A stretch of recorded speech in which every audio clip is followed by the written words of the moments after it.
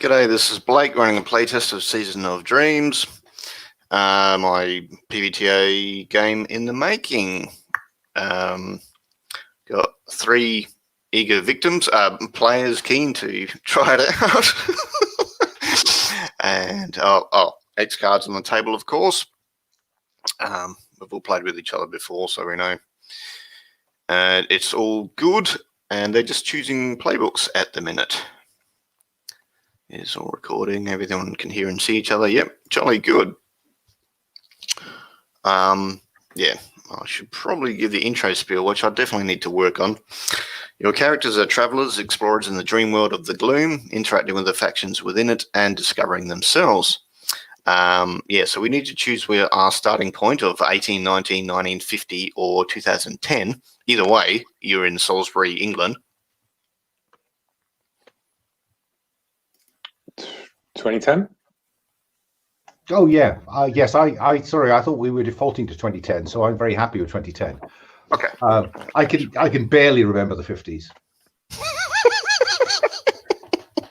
Can I just say that what I really liked before we get any further, Blake, when you were, each of the periods has a catchphrase, and Gaslight and Gravy for the 1890s, and Bangers and the BBC for the 1950s. I thought was great. Now I can't remember the 2010 one, but it was nice as well. Laptops and lager. That's right. You got to have alliteration. Okay. So you go back and forth between the Gloom, which is a fantasy world inspired by Celtic mythology, and Earth. So 2010, we've got, post 9/11, pre-Brexit. 2010's post-Blair, I think. It depends on what part of the year you're looking at. It might be Brown or Cameron. I don't remember either of them doing a bloody thing, but anyway. What, David Cameron? Rather famously. Yeah. What was that thing he did? Oh, yeah. Begins with a B as well, yeah. Yeah, has alliteration going on there, yeah. I remember being sat in a pub the night before it all happened, saying to somebody, "There's no chance of that. The British public have got some sense. They'll never vote that stupid thing in." And yeah, we went home more than a bit pissed and woke up the following morning to a very nasty shock. I woke up the day before flying to America to see my currency take a nosedive into the sharp end of it, and I just looked at my European partner, and I just said, "I'm so fucking sorry," because I knew this was, I was disappointed. I was not surprised. I'm more cynical than the pair of you, I guess. Yeah, not much has surprised me this year, but it has been bloody disappointing. Okay. So, yeah, any questions? Fire them at me. It's PBTA, so everything's 2d6. 7 to 9 mid-range. I'll give you guys the options when you roll 7-9 for, sort of what the side effect is. But it is a playtest session, so if you go, nah, no one would ever choose that option, that's bollocks, let me know. Or so there's 2 -1s, right? 1, 2, yeah. We take 2 playbook moves, which are sort of like our intrinsic sort of abilities, right? Move, yeah. Yep. And then our magic moves are kind of like same as though they're accessible in the gloom more than anything. Yes. Well, you can do them in Earth as well, but there's a chance gloom effects will happen if you use them on Earth. So, have a bit steeper price on Earth than they would do in the gloom. Yeah. It attracts attention, so you don't want to be chucking around crap on Trafalgar Square or whatever. Okay, you can make a fair bit of bob that way. Sorry, Magic Move sounds like a disco album or some shit. Might have to rename that. For what it's worth, I've picked healing, so that might be something that the other pair of you could avoid if it's an option for you. What the hell would you need that for?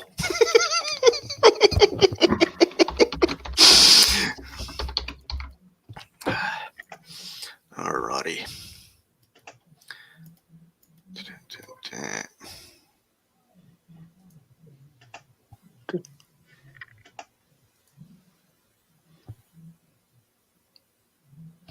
Is there an option on where is because I haven't used StreamYard in ages, but to get people's names up on the screen as well, just so that I can do character names off the top of my head? It's a good question.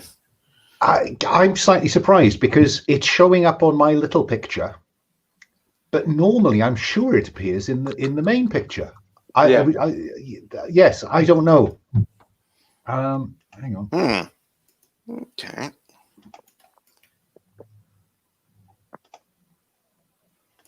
And there's not. I don't remember historically there has not been a switch. Yeah, not that I can see. Yeah, again, it's in a little picture, not a big one. That's. So you look like a scholar, but your vice is ignorance. Okay. Right. These are the contrasts and tensions of which great role-playing is made.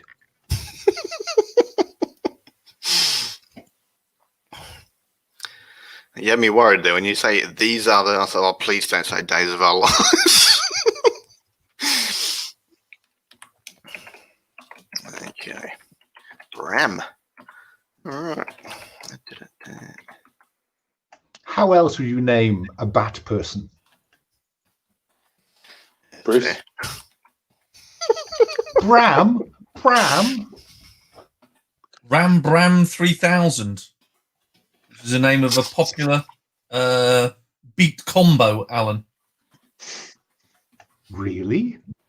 Yep. Bram 3000. They had a hit with I don't know, I'll find out. Okay, so variant. So we choose the two Fungo. moves. Fungo, okay. That's a different name. All right, what have we got? Patience. Ignorance. Yeah. Oh no, I got it wrong. They're Bran Van 3000. Well, there's no chance of any confusion then. If I was to take a handgun, would that be like like a 2010 gun? Yeah. Yeah, then if you put that option on there, I'm always going to take the gun. Yeah, so Browning, Sig Sauer, something like that. Yeah. It is England, so it's probably not going to be a Desert Eagle or, but.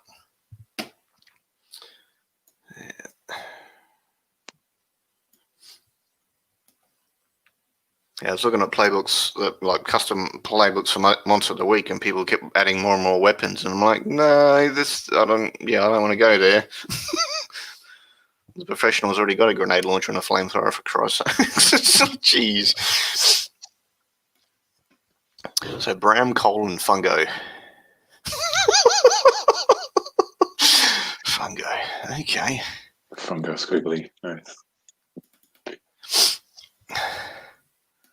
Alrighty. You've all mastered the spreadsheet quite well. I was concerned about that. Okay. So, oh shit, I've got some typos.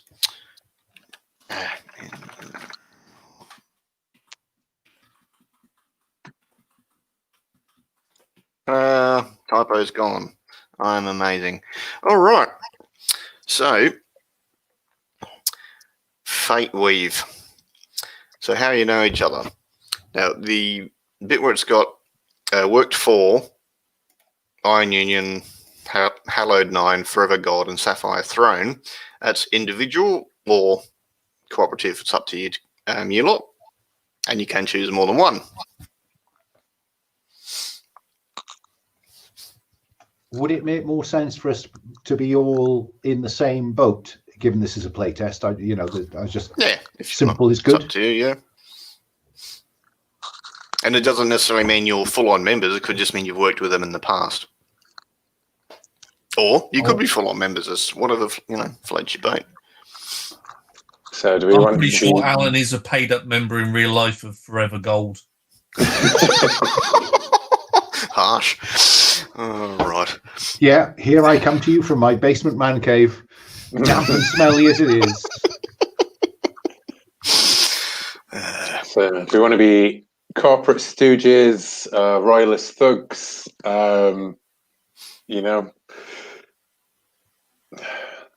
members of the Inquisition, or the Red Guard. I always love an Inquisition myself. Said no one ever. Alrighty. The So, yeah, just cardinal, he takes me by the hand and calls me friend. So, no, I would like to put on the table the theocracy. Okay, I'm fine with theocracy. now, typically the theocracy is from the 9 gods of the gloom, which are Celtic gods like Dagda, Belinus, Bridget. I've had a brain dump. I can't remember the other gods. Bloody hell. Okay, here. I mean, we don't need to know the details, do we? No, I'm just At this amazed point? one of them's already called Bridget. I think that's phenomenal. Oh, sorry, yeah. Belinus, Bridget, Carmen, Dagda, Epona, Leah, Lou, Morrigan, and Tyrannus. There we go. So, yeah, it's a council, not a one god to rule them all. Shit. Okay. And, yeah, so then you need to work out your 2 questions each. So we'll start on the left. So if Bram helped Cole in the gloom versus ghouls, then, obviously Cole would mark that down on one of his as well. I suppose you could just highlight them. That's just an example. I would quite like to have helped Cole in the realm of the gloom against banshees. Aye, sounds good to me. And you survived, so...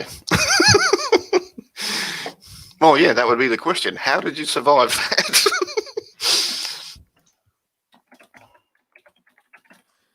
I'm going to go with I helped Bram in the gloom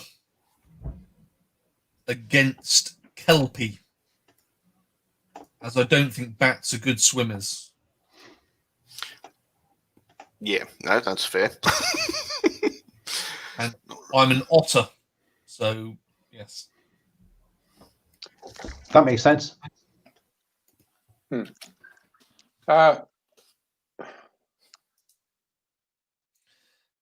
Okay, you're a so Celtic Cole. Go ahead, mate. just try to... Okay, no, I'm sorry. I was misreading these relationships, like how they work. I was misreading what PC1 and PC2 is. It's just different. The other PCs than you, I guess. Yeah, yeah. Yeah. I guess I helped Fungo in the realm of the Earth reality against humans.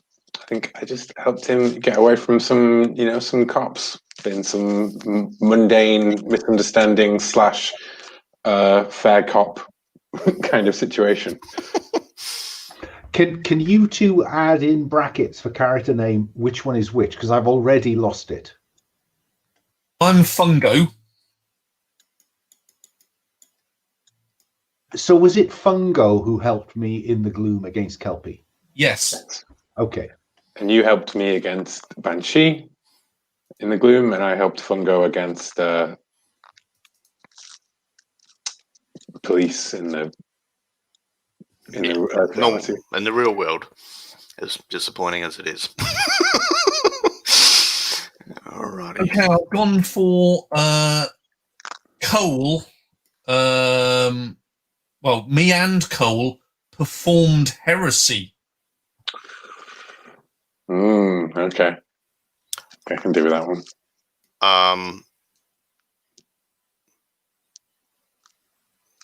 And so heresy in the gloom. So I'm guessing you didn't tell your buddies the Hallowed Nine. No, it's a secret. So you've got a deep, dark secret. Okay. He touched me inappropriately. Me and Bram, I think I guess performed assassination. We murdered somebody or something. Perhaps a heretic in the name of the Nine. Someone who would perform. Anyone who would perform heresy must be killed in the name of the Nine. Fungo and Cole look at each other suspicious, like side on. Like, yeah. Oh dear.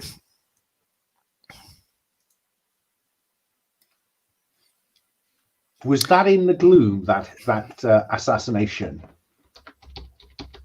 This Or one, in the it real doesn't one? matter where it is. Oh, I see. Sorry. Okay, thank you. Well, so yeah, that- it's So, yeah, no, with the so the Kelpies probably a fairly sort of even fight, but how did Bram and Cole get away from the Banshee or defeat it? wax. Wax Once on. you block your ear, once Not- you block your ears, Okay. you can stay ahead of the Banshee. And I may well have strained myself to fly Cole to safety That sounds nice. Yeah. because I've chosen flying as my playbook move. You are a mug if you choose a bat person. You do not choose flying, I think. Exactly. Has he got a jacket with a rundle on it? He does.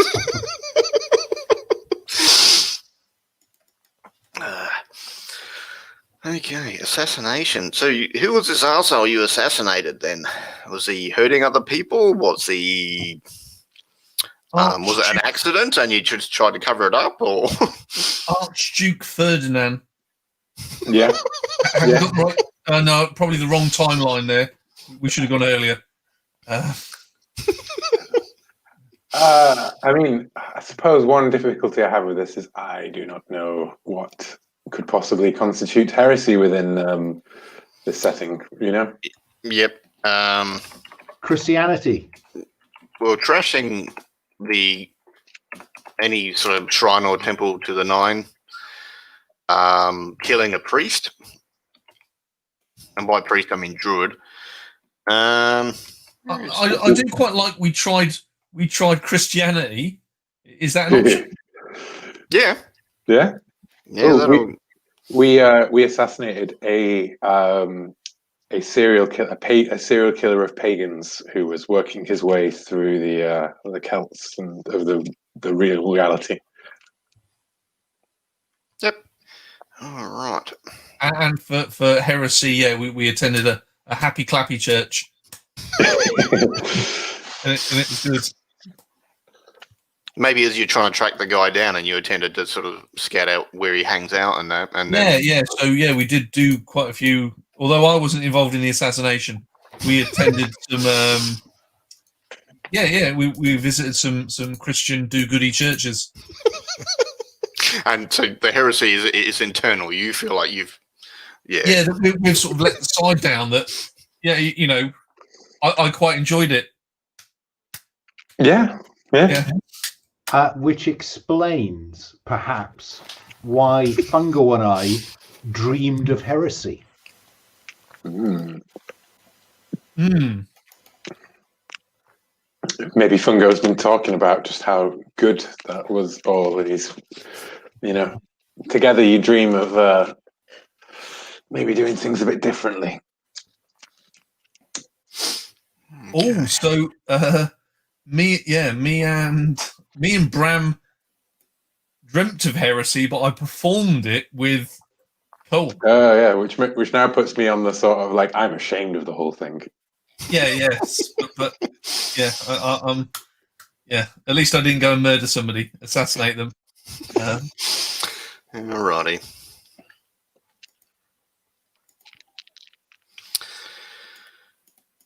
Now there is a English agency that does stuff, operates in the gloom and on Earth, called Oak, set up by Vicky's fifth kid, Helena. Sorry, Queen Victoria's kid, Helena.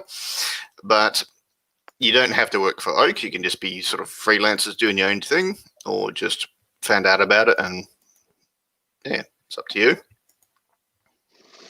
Hell, you can work for the Ruskies if you want. I don't know.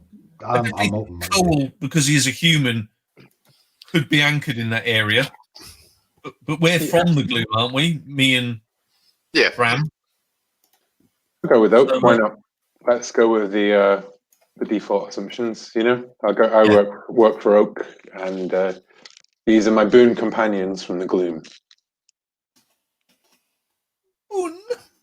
Boon. I've been listening to a podcast where they start every episode with, and these are my boon companions. So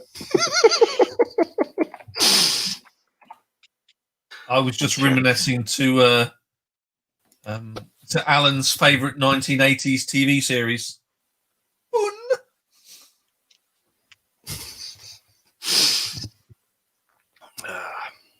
That is a very deep cut. Sorry, mate. Sorry. what was it? Can you actually remember Boone, Will? Of course, I can remember Boone. You can. If I can remember it, you can. I wonder if Will can remember it. I have no idea what you're talking about. No, look it up. It'll be fine. I was three in the 80s. So Teeth. I think from the 80s, I remember there was a show called Marmalade, and there was, of course, this. No, that's Canadian. That's not English. What else was there? Oh, well, Young Ones, Blackadder. yeah, I mean, I have watched a lot of things from the 80s. It's but I'm aware that there was a lot more.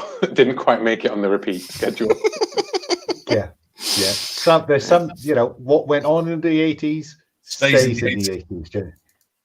Sorry, I only just found out that All Creatures Great and Small was based on a real person. Whose surgery is 10 miles from where I live. Yeah, because they were talking about it on Yorkshire Vet, which is one of the shows on here. Bloody hell. Alrighty. So, I think we've done most. We just need contact. All right. So someone from Oak. All right. So Bram works for Oak. So you'd have a recruiter. What's your recruiter's name, Bram? This person's from Earth. Oh, it has to be Stoker. Okay. Because humans can't pronounce my real name because it's in the ultrasonic. So I've adopted Bram. Oh God, I've actually just got the joke now. God. So hang on, where does this go on the sheet? Because we've got contact. One linked via your birthday, one via your vice. Yep. So is Stoker courageous, or does that person inspire courage in you, or are they ignorant? Oh, completely ignorant, because they don't get the joke either. I'm thinking, Bram, is that Welsh or Irish? No. Oh God, no! I've gone in the wrong direction. Damn it.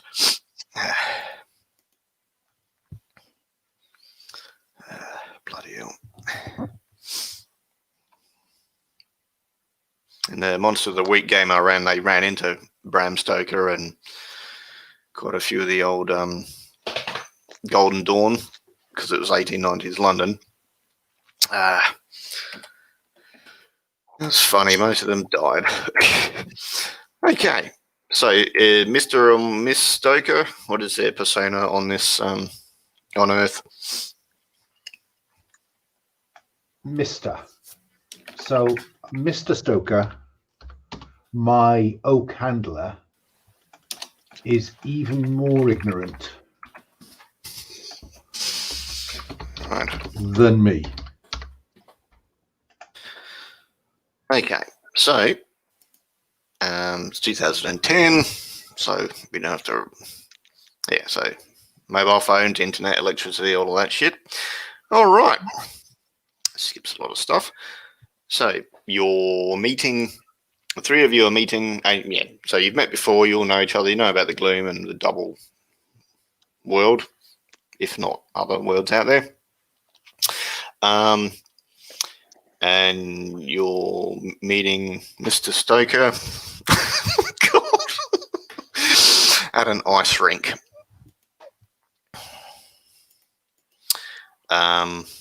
Cole, why are you at an ice rink? Why did you choose to meet here?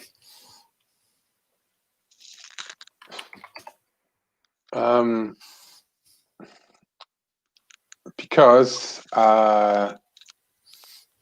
they are usually temporary locations, like set up and shut down, so they don't have much of a counterpoint in the gloom, thus making them more secure from occult espionage. Fair enough. And frozen bodies of water are even more effective than running water when dealing with some supernatural creatures. Okay. Is that why most of the Antarctic bases are in fact cover for the various countries' supernatural agencies? Shh. Okay. So, Mr. Stoker would like you to prevent a potential alliance between a trader and a group of criminals. Just find out what they're up to. So, the reasoning behind it is they're concerned there's going to be an escalation of activities from an alliance between these two groups. However, that reason can be modified or completely replaced by tying in some of your fate weave if you wish. Run that by me again. So your reason for preventing this alliance is because they're worried there's going to be an escalation in their illegal or immoral activities. But we can modify that or cancel it and replace it with something more linked to your fate weaves, your background links and stuff. What have we got?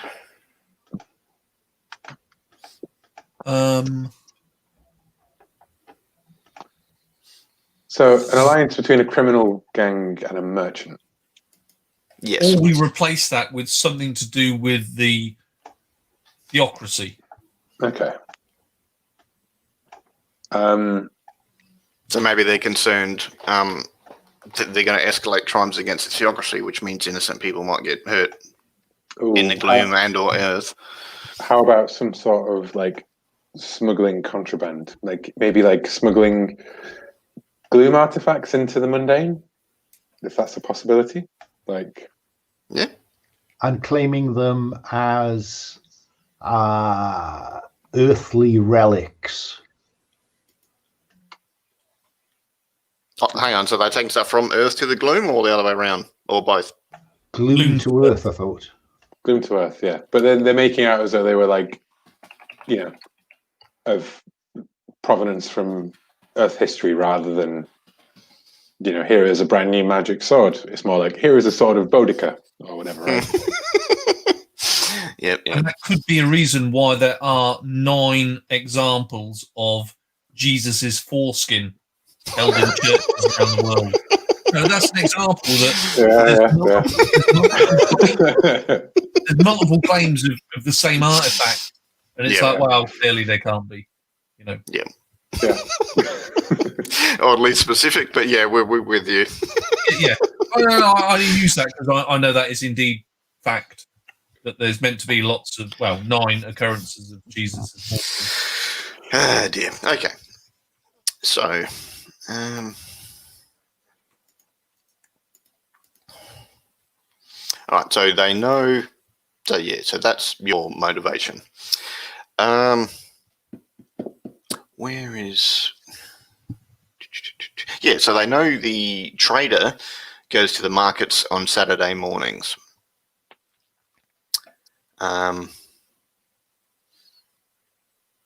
I love that this would be somewhere like Portobello Market, you know, chock-a-block with tourists, locals, you know, all kinds of different stalls, most of which are just selling rubbish. But the question is, which one isn't? Yeah, Portobello Road works for me. Get some nice jerk chicken on the way back.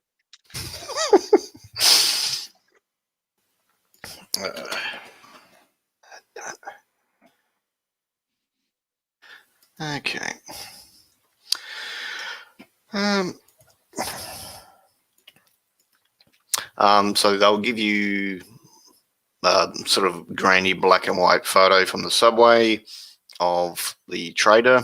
This looks like an old man. It's a bit hard to tell. Caucasian. And also one of the criminals. Who's number one?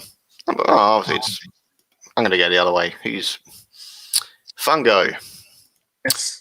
The picture of the criminal is your ex. Or one of your exes, depending on how prolific you are. Okay. Yeah. So Well, tell us a bit about them. She's a vegan, and she's sort of behind this new wave in London that's starting called the hipsters. It's very young, sort of beginning thing. So yeah, she's a vegan. Yeah, and she's involved, I think, on the trading side of things and not on the criminal side of things.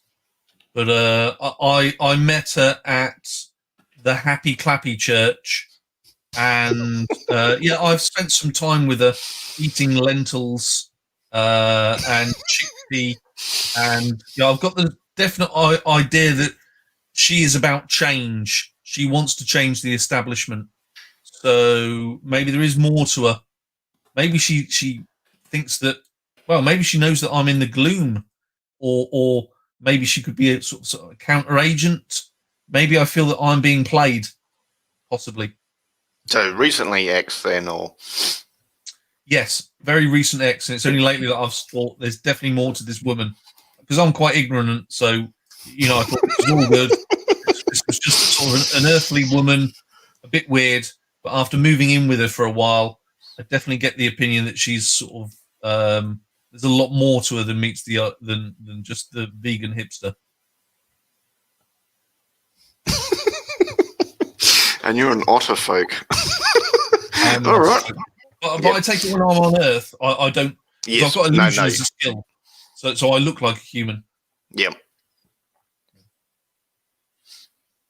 Probably quite a chubby bloke with those nice ottery cheeks. That's how I see myself. Not swimming on his back in the pool. All right. She comes from Hoxton in London.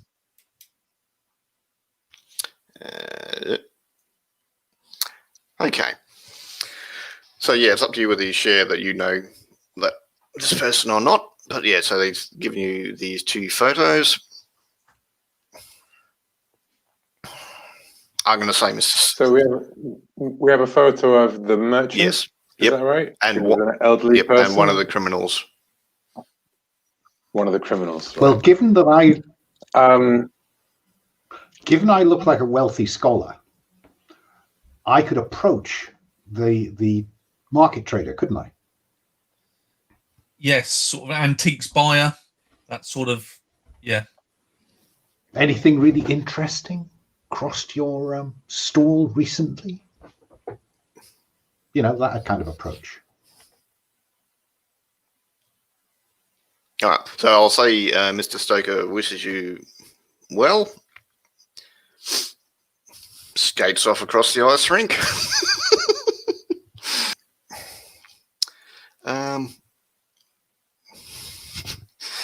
So, yeah, it's September morning, autumn, Salisbury.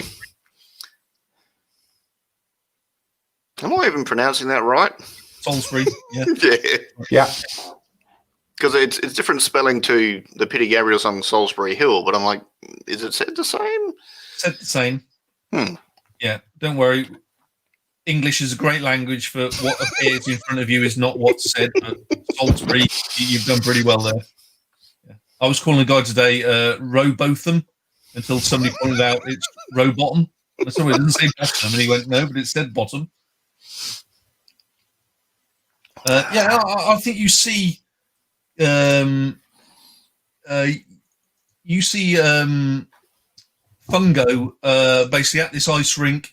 It's, as you say, it's quite a cold September's morning. I'm in there in a woolly hat. I definitely don't like the cold, and Otter, it's not a good time to be in the water when it's very cold, and definitely not icy. So I'm not a big fan of the ice rink. But I've got this this woolly hat on. I said she gave me this. It's a Hoxton bonnet, all the way from Hoxton. Yeah, she gave me this. It's real special, Fungo. Real special. You could use it to track her, maybe. Possibly. Is that a thing we can do? Can we use magic to track?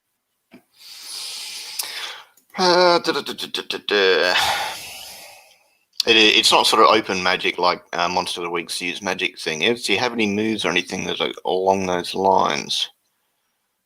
Doesn't look like it. I can turn into a bird. Can you? You chose that one, did you? Yep. I can read people's memories. So if we do get close to a willing target, that puts a spin on things, doesn't it? Yep. So illusion. Yeah, it doesn't look like you can track people, so you're back to regular gumshoe stuff as far as that goes. Well, while I've got Fungo, if he says, why don't you share your memory? Why don't you? Why don't I share my memories with you? Think long and hard about Fungo. Why don't you share some of those memories, and then we can help sort this out, all peaceful like. And I sort of look a bit blank when you sort of say that and go, I definitely take my time thinking about it and go, yeah, I'm sure that won't be bad at all. Yeah, all right. Have a look through my head. Maybe there's something in there that I didn't just spot. Go ahead, Cole. I will examine the memories of a willing target for 1 hour, I suppose. 1 hour? Well, I don't know. That's what I can do it for. I don't know why I'd want to root around in your head for an hour straight, unless it takes. Should we go have a coffee? Maybe we just get. We go to a coffee shop and I sit directly behind you, staring into the back of your head for a straight hour. Oh, it could be just across from them, but you're kind of staring at him while you're making light conversation. But he doesn't recall the conversation because you're there. All right. So while they're doing that, what is Bram doing? I think Bram, because his vice is ignorance, he never does the homework, and so he hasn't really taken much notice of the briefing. So I think Bram is kind of saying, yes, good idea, jolly good idea, and nodding along. Because just it seems, yes, let's do that. Yes, jolly good show. And then you'll just follow along. Right. So between ignorance, greed, and ignorance, it's going to be so easy for you guys to get into some deep shit.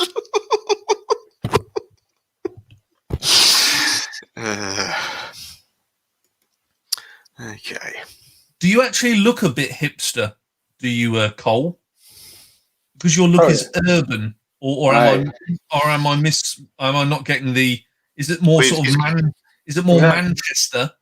Or is it urban? Is it Camden or Manchester? Is that what you're saying? Like, hipster or homeless is what you're trying to say, isn't it, Paul? Well, no, there is the other kind of urban, as in linked to the kind of music. But yes, no, I'm going for what I have at the very bottom of my character sheet, I suppose, a picture of a John Constantine at his slightly trampier stages, I suppose. Okay. I guess definitely hipsterish, I think, would be the So I'll probably be moaning at this cafe that what's wrong with it? Why do we have to come to Starbucks? Why can't we just gone to a caf? What's happened to all the cafes? Why have they all become Starbucks? This is terrible. Can't find a greasy spoonful of no money now, mate. This is terrible. What's the world coming to? Oh, I don't know why we hang out here. This place is horrible. It used to be really good. It used to be good. Used to be able to get a fry up and a fried slice at any time of the day, but now. Okay. So you're examining the memories. I don't think there's much there. You're not brain dead. I'm not brain dead, but he definitely probably gets the feeling that I spend a lot of time not doing much, just sort of floating about. Just that's nice. Taking a long time making decisions. Patience is my virtue. Contemplating flowing water and nearby trees. Yes. Why does he keep going to the toilet all the time? I can't work that out. Bloody Twining's tea does that to me. Okay, going to bed. So I've got a plan. I think you need to get inside her head, Cole. That only works on the willing, though. I think she's got a new boyfriend.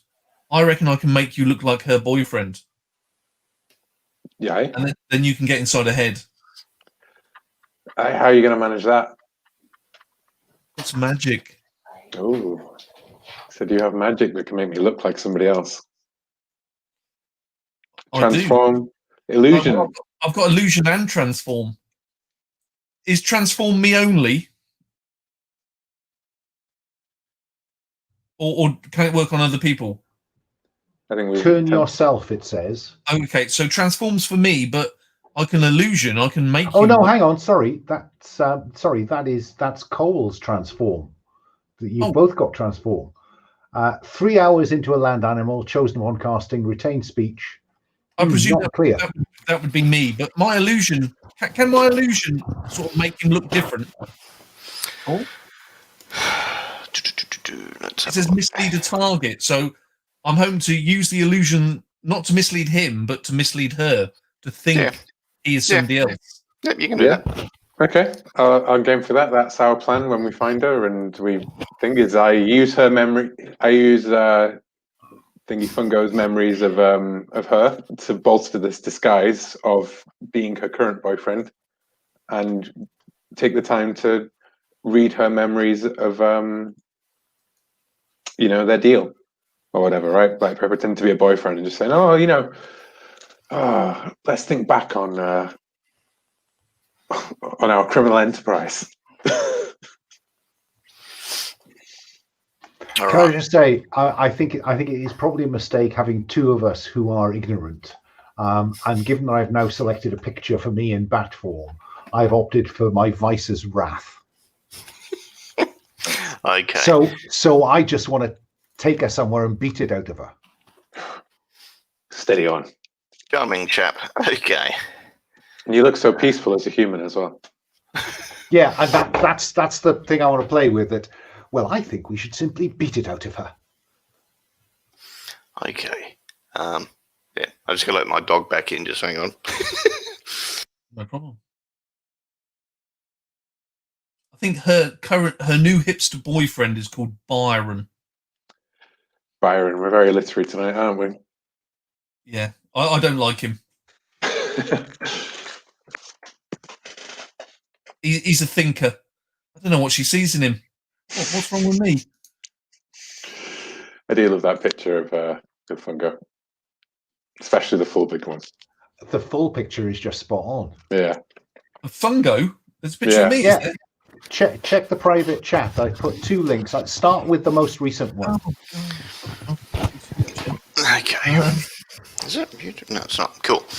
So, I'm checking out my Fungo pictures. it sounds like an app. Oh, You got Fungo? that's horrible. Well, the other one is a close-up, which is rather less horrible.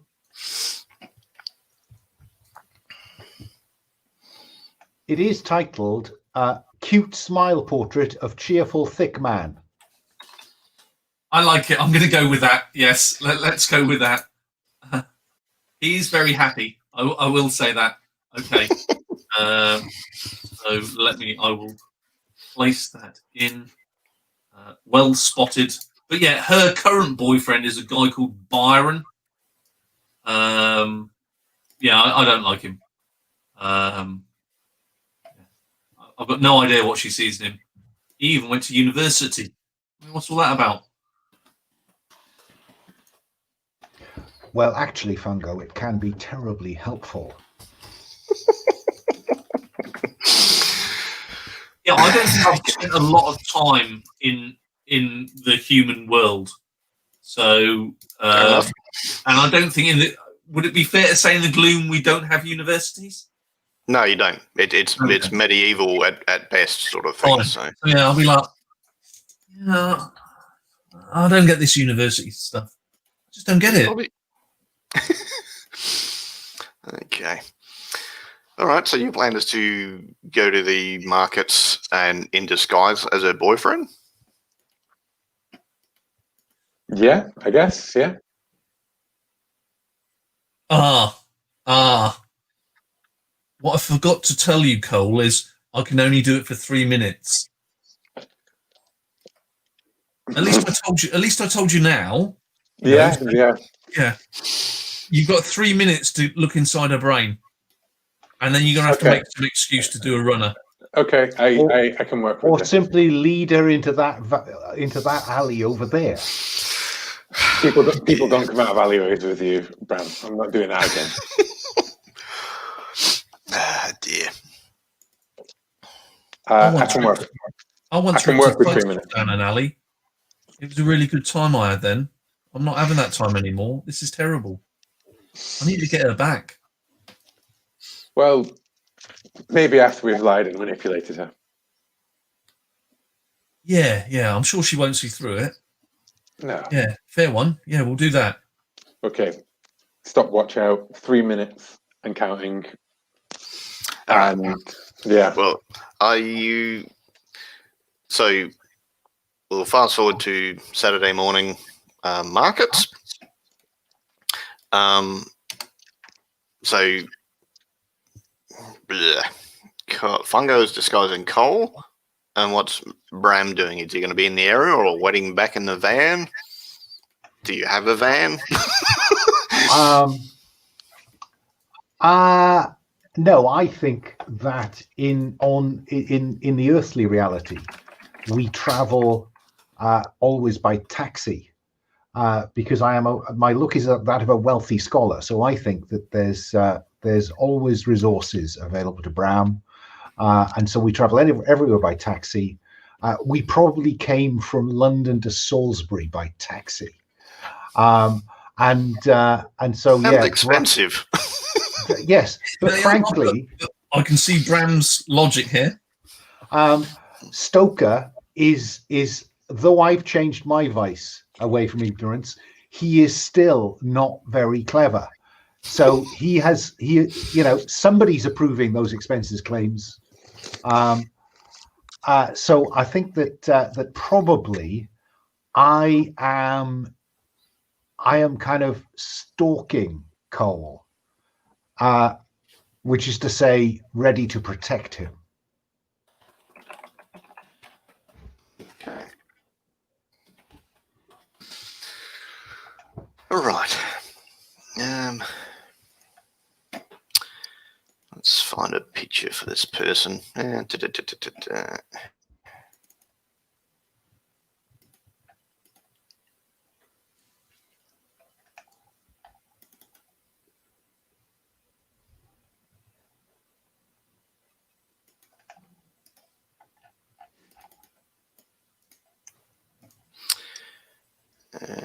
Share screen. That's that one. So the merchant is headed towards, seems to have a stall. Ta-da!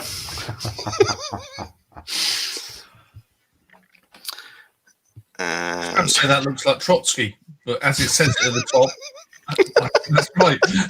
Kind of gives it away, doesn't it? All right, so that's the merchant.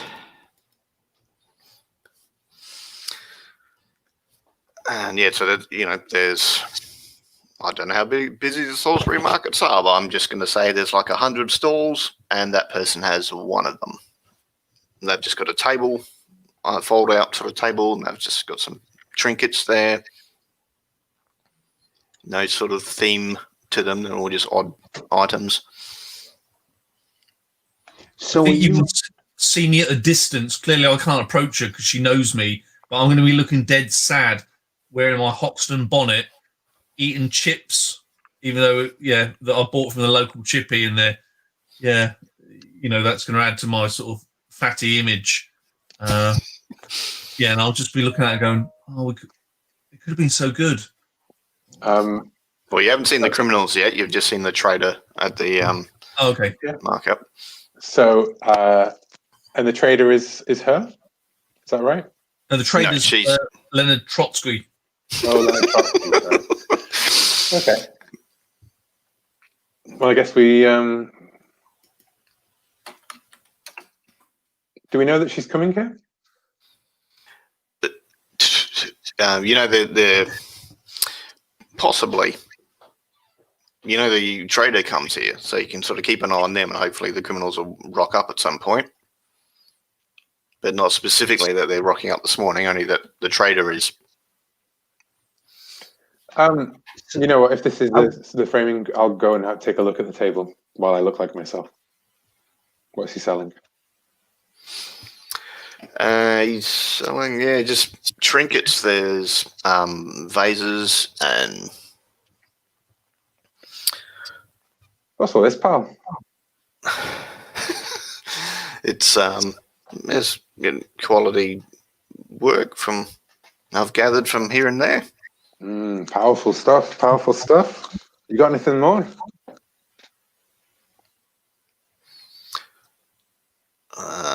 Depends what you're looking for. You're looking for, what do you need help with? Do you need stuff for the garden? Do you need stuff to make you want something to make your house look pretty? You want a gift for the girlfriend? What?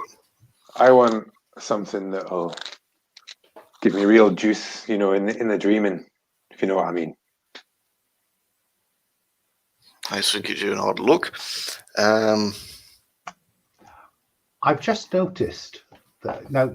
Tell me how this works. I took the move Soul of Bridget.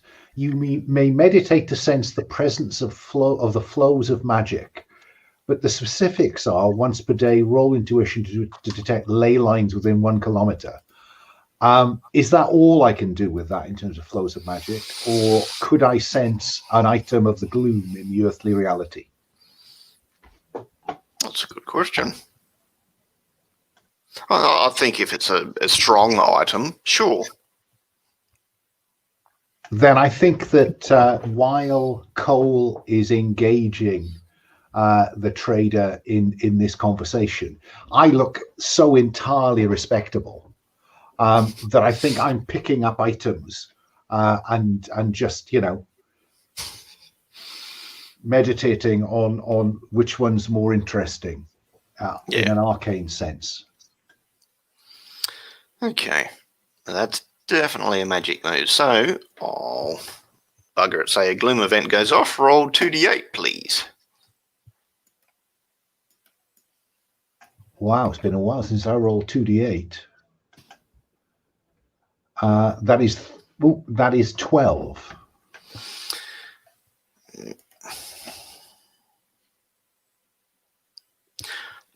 Okay. The mysterious supernatural event that rocks up is a portal to somewhere in the gloom. Okay. How would that look? That would... I got a suggestion. Shoot. The way around the back of stalls, sometimes, you've got a kind of fabric that comes down at the back that the trader comes and goes from. Usually behind that is their van. But he's got it tied open, and I can see a glimmer of the gloom. Yeah, or a sunny meadow, which ought to be. Yeah. Yep. We'll go with that.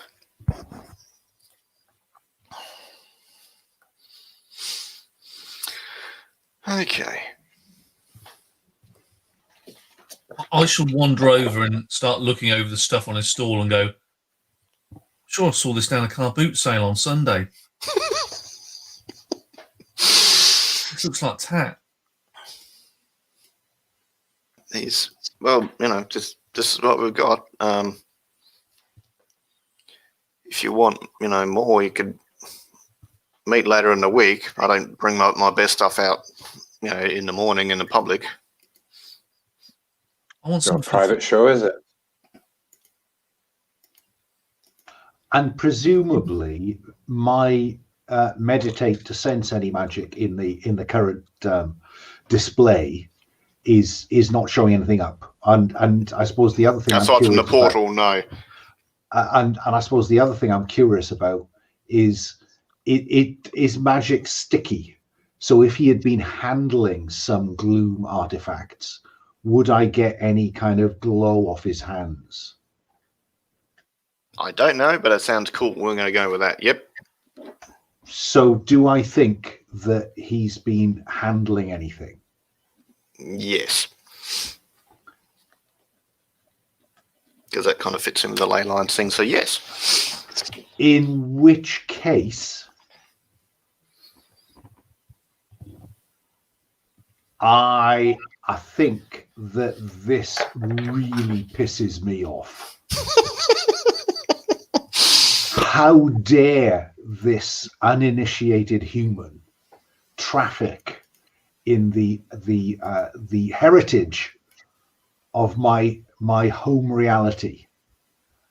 And so what I would like to do is to go around the side of the stall and drag him into the gloom. I want to scare the living shit out of him. This sounds like a physical task. You can see him. Let's get some names here. Cole and Fungo. You can see what Bram is about to do. Are you assisting, distracting, walking away? I don't know. Because I think it would be cool if in his kind of wealthy scholar aspect, there's a point where the eyes begin to go slightly red. That is a sign of the fuse is burning. I am more than happy to assist Bram.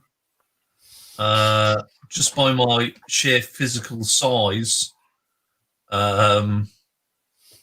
Used to be muscle. This used to be muscle, It did a long time ago. It was all muscle. This was. I'll push him backwards. My character is quite a downer. Everything was best in the past.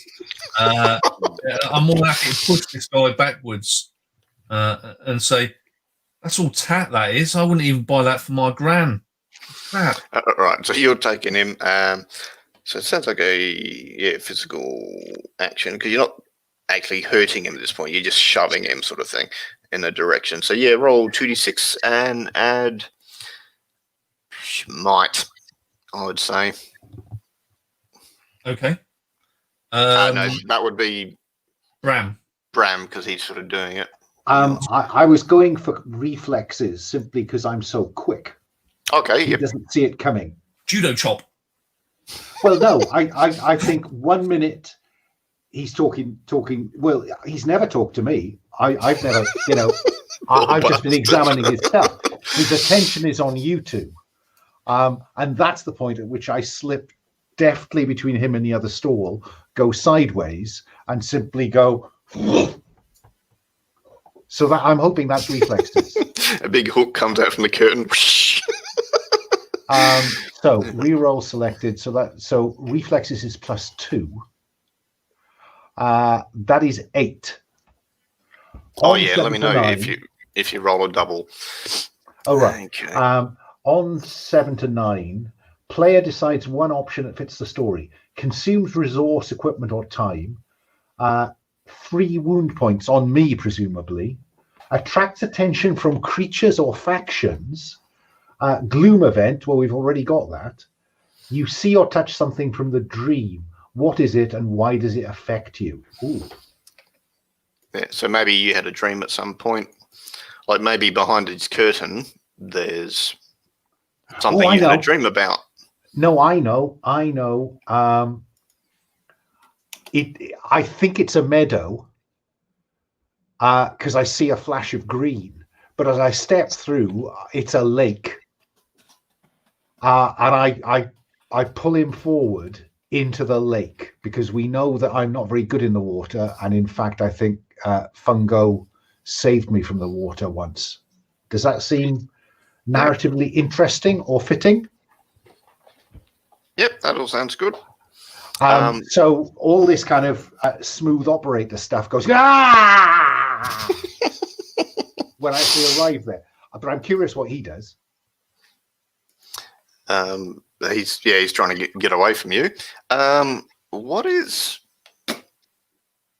Cole doing while all this is happening? There are some people sort of wondering what's happening at the store.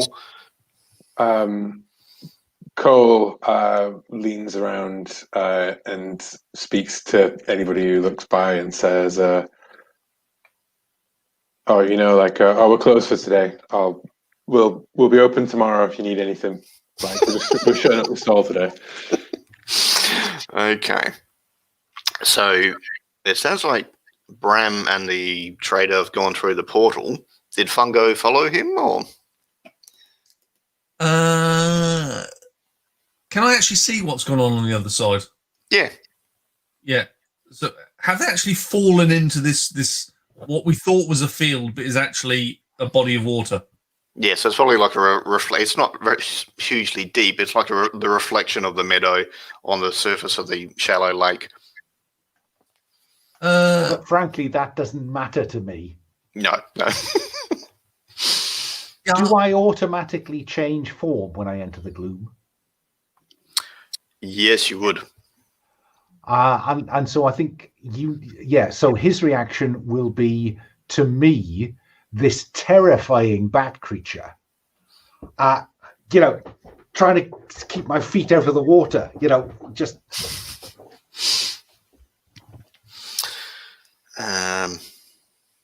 So that's what Fungo sees, I think. So I will wander through to the gloom. I still don't. What do we actually? I don't actually know what we want from this guy, and I'll probably say that. What actually do we want from this guy? Cooperation. Oh, yeah. You need to tell my friend what's going on. As I'm sitting there eating, I now look like a fat, chubby otter eating some chips. Is Cole following them, or is he? With my Hoxton bonnet on. Cole will, pull in the sign from the stall, reach forward to the front of the marquee, and then draw shut the curtains that are across the marquee and close up the stall. And walk All in. right.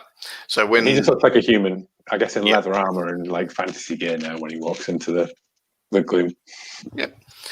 The trader is a furbolg, which is to say he's a big badger person. So you've kind of got a bat person and a badger person. And an otter person eating chips. It's a very different wind in the willows. Okay. Watch out there, Bram. They're quite nasty, those badger guys are. They'll fight from under his foot. They're really nasty, they are. He's like, what the hell are you doing? I was just trying to sell some stuff. They're supposed to be on the same side. We're from here. Come on, man. You're on my parade. That's wrong what you're selling. That's wrong. The nine don't approve.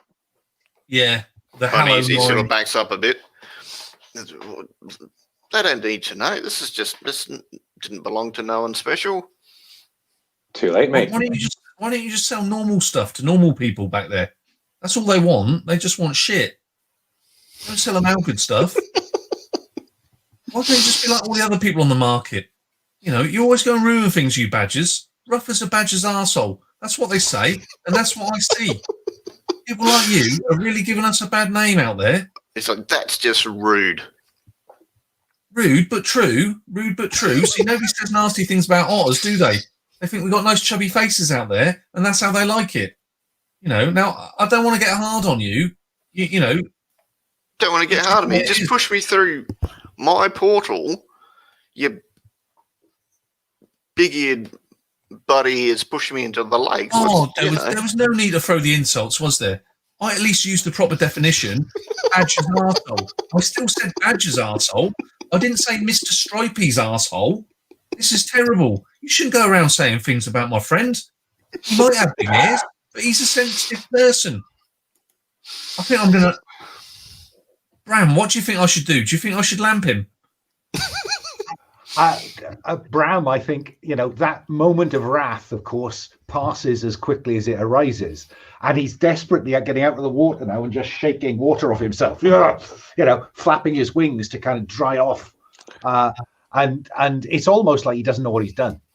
The red mist comes down, the red mist goes away. Does he go back to being like the same mannerisms as his sort of bookish alter ego? I think that might be the case. Yeah. Yeah, I like it. Okay. Straightening glasses that aren't there anymore. It's a bit Jekyll and Hyde. So the lake is warm. It seems to be spring here. So it's definitely warmer and the sunshine in the meadow.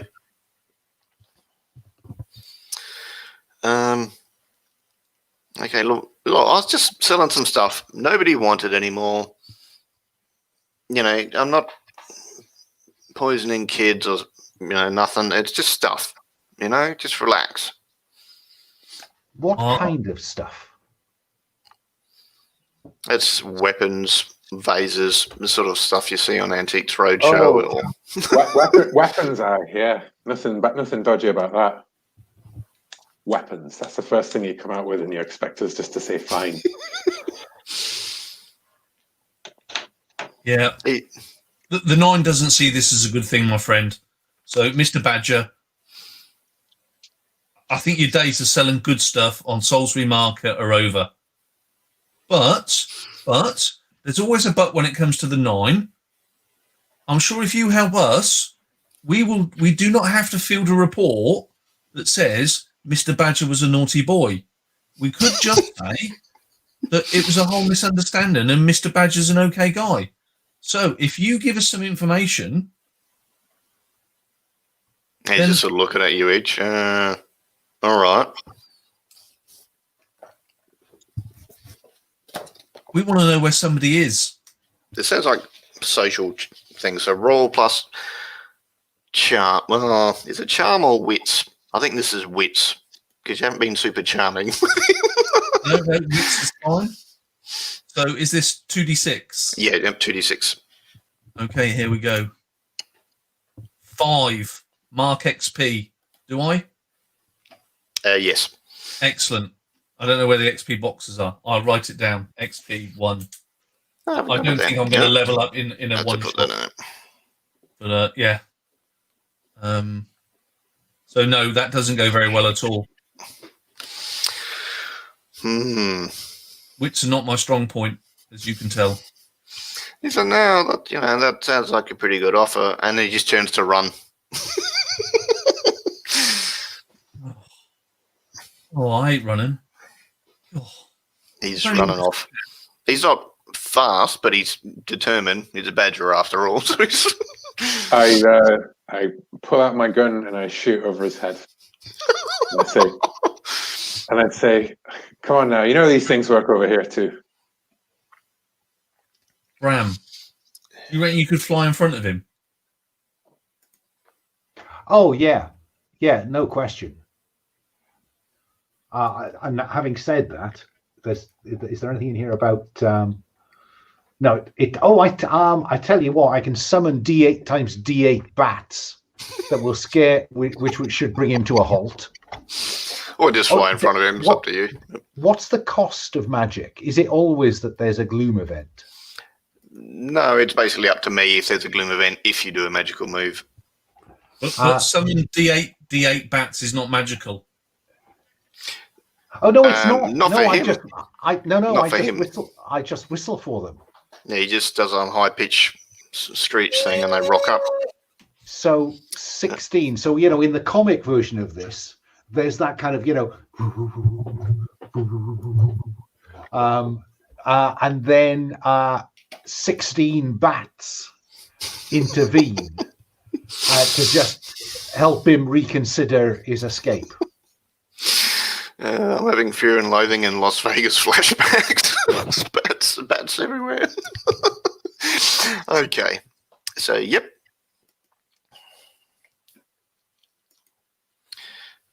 All right, so they prevent him running away. All right. Keep your bats off me. What do you want? What do you want? I genuinely don't know, so I will look for the other two again. We want to know who's getting your stuff. Well, Got humans involved. anyone that pays, they want good stuff. They pay better currency, but otherwise it's just coin. I thought we were trying to find out where my ex-girlfriend, she's one of the people, isn't she? Who wants your stuff? Wants his stuff. Oh yeah, that's right, yeah. And where her boyfriend is. Do you know a bloke called Byron? I do know a bloke called Byron. He's a tosser. Yeah, he is. Yeah. I think he went to university, he did. No offence, Bram. So, to step back as a player for a second, our objective is to stop something between the merchant and this criminal gang. Now, the criminal gang, it seems as though the merchant is actually the link to the gloom, where these artifacts are coming from. So does that imply that these criminals are therefore in the mundane, the real world? As far as you know, yes. Okay, so you don't know if they've been to the gloom or not. But they are more accurately his buyers in this scenario. Yes. From the sound of it. Okay, well, then just tell us who your buyers are. Where to find them. Got lots of buyers. Depends. Oh, well, then we've got lots of time, haven't I? He's like, you bugger's going to ruin my day. Tell us where Byron lives. Tell us where we can find Byron. I don't know. We just meet regularly. I don't know where they live. They call themselves postal workers. What's that? I don't know. I haven't been to Earth many times, but I don't know. I just sell stuff at the market. Well, they're places of power, red boxes that you'll see all across Salisbury. Never cross its path, or it will destroy you, mate. I've seen those red boxes. So I haven't. There's nothing. I didn't notice nothing. Mm. They connect the ley line network. So I heard. Oh. Yeah, postal workers. That's something to do with ley lines. I heard that. Yeah, definitely.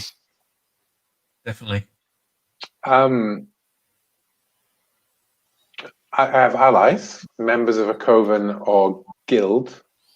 Not the Communications Workers Union. The Communications Workers Union, yeah. I'm sure Alan can. What's its proper definition, Alan? It is the communicate. It is. It's part of TGWU now. Yeah. So Transport and General Workers. So I have guess contacts in a union. A wizard friend of mine is a contact in the union and may know postal, like the records of actual, be able to check whether these people are actually posties.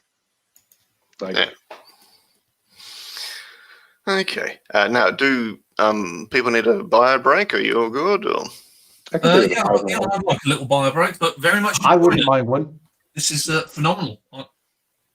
I could play this 8 days a week. It's it is kind of surreally good fun. Yes, very much. So how long have we got? How long do you want to pack? I don't know. I mean, it's up to you guys. On the hour? 10 minutes. On the hour? On the hour.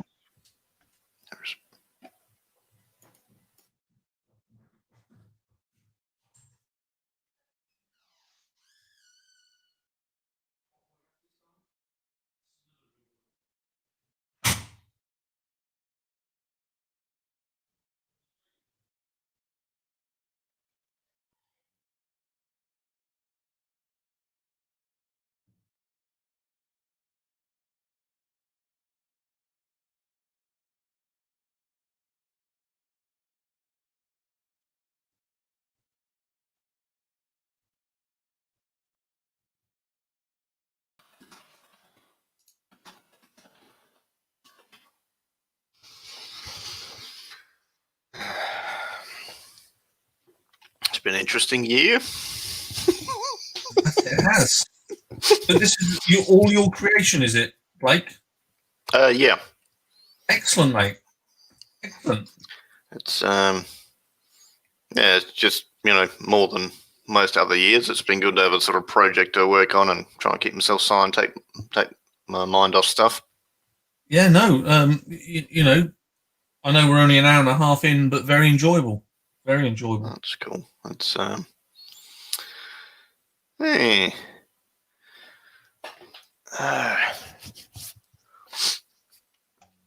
I very cheekily added an XP and a health track. Yeah, I'd made a note to do that. That's all good. Yeah,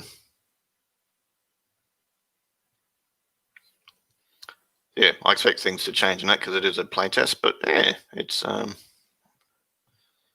So when your XP track fills up, is it like +1 to a stat or?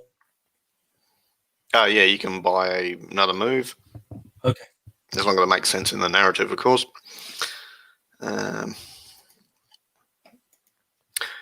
Okay. So you're chatting to this Furbolg. Okay.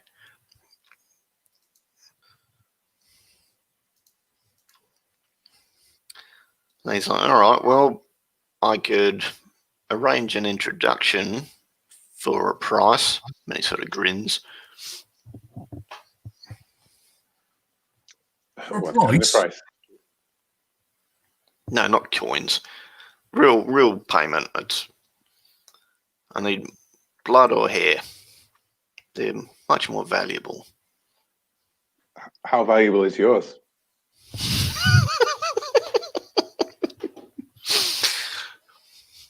Well, I've got lots of hair. But Yeah, would you like to keep it?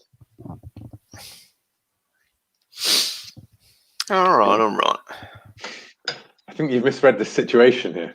It's 3 of us, and your hair makes the best shaving brushes of all time.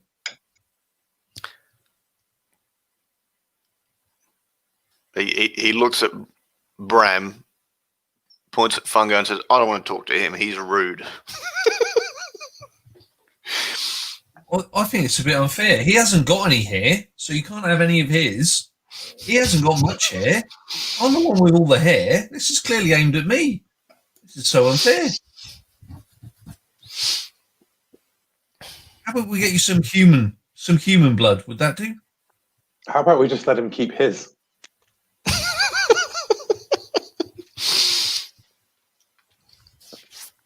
Is there a move?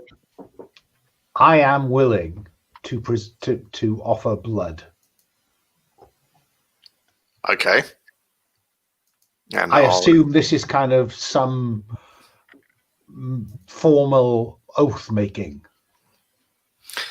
It's either that. Grant him power. Well, he might be able to use rituals and channel it via what's his face, sympathetic magic. So what about if I give him blood and one of the others gives him hair? Well, he only asks for one thing, but you I see. Okay. I think I'm prepared to give him blood, but then I want to intimidate him. Sure. If you don't just want to intimidate him straight off without giving him anything, then sure. Go for it. Yep, 2d6 plus. This would be wits or charm. Depends how you want to role play it, I guess.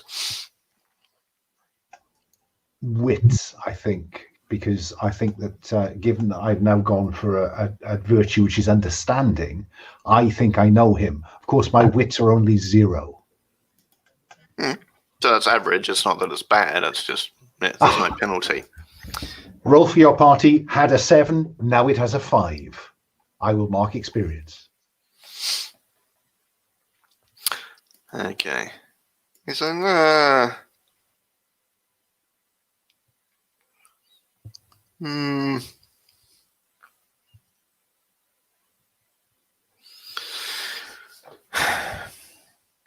He's like, yeah, sure. I can. We meet at the. I can't think of an English pub name that isn't vulgar.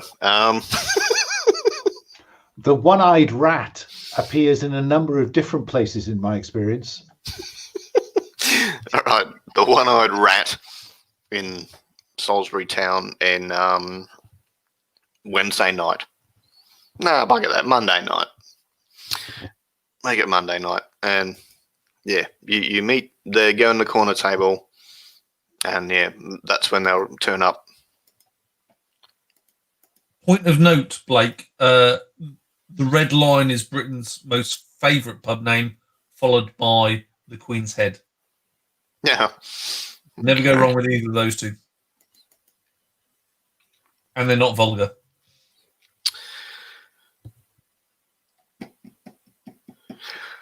Okay, so yeah, he says go there Monday night, and you can. That's where the criminals will rock up, and we trade, whatever we have of interest. All right. Well, I guess that's where we'll be then. Yeah, but we don't want to see you on Salisbury Market selling our stuff ever again. That's come from the 9. Let it be known. Stop selling crap on Salisbury Market. We'll let you off because you seem an okay badger, and you've told us what we want to know. So you've been cooperative. Okay. Yeah. Just stop it, and we won't report it to the 9. Because selling stuff could be deemed as heresy. Oh no, he sort of takes you seriously when you drop the H bomb. Okay. Yeah. And believe you me, we know all about it. That's our job. We're the heresy police. Look at part of him trying to give himself away. All right. All right. So he wanders off. Well, I think we got what we wanted, gentlemen. A result. I mean, it says that we go back and forth between the Earth reality and the gloom. Yeah. But is that just at our whim, or do we need to do something? Sometimes it happens because it makes sense in the story if you use magic or whatever. But unless you've got a listed ability that mentions teleporting or anything, then no, you've got to find a portal. Ah, but we have got a portal, haven't we? No. Just behind us. No, that was one way. Oh, that's one way. I think that probably Bram looks as shamefaced as that bat creature can. He hadn't quite, again, the red mist, he hadn't thought through the fact we might have to come back. There's a town about, I don't know, we'll say 2 kilometers away. Hey, it's fine. We've all been here before. Let's go and find our own way back. We've got plenty of time before we meet Fungo's ex. You can even get us some flowers. I don't ever understand that. Why do people buy each other flowers? They're doing okay in the ground. I just don't get it. What have the flowers done wrong? They didn't deserve to be picked. Exactly. And I did tell you she was a vegan. Aye, so she would eat flowers, yeah. Yeah, good point. Yeah, I didn't think about that. Yeah, so it's like giving somebody food, which I think that's a good gift. Actually, I always like it when people buy me food. Yeah, aye, food or flowers, classic. Food and flowers, really, isn't it? It's all combined for a vegan. Go big or go home. Exactly. Yeah. You really know how to rock it quite well there, Cole. Aye, well, some pretty big thinking that is. Food and flowers, aye. Okay. So you're wandering towards the town, I'm guessing, or? Yeah, as I advise Fungo on his love life. Okay. I couldn't resist adding an otter man to the character sheet. Yeah, that's what I've been given the love advice to as well, obviously. Okay, I don't know which one's the most off-putting.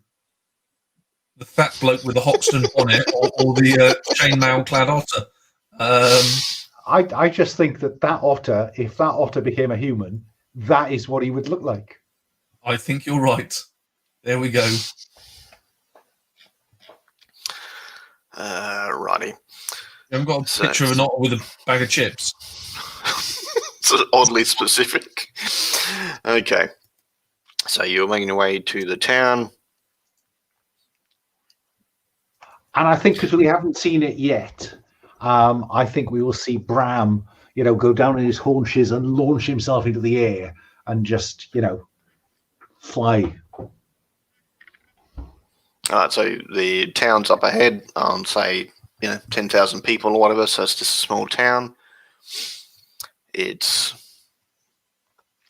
lots of cabins, a few stone buildings, thatched roofs, that sort of thing. But you've all been here before. There's no electricity. Electricity doesn't work here. You can see some, because you're looking down, you can see some mist in one of the alleys, but it doesn't seem to be anywhere else. And there's just people going about their spring afternoon, basically.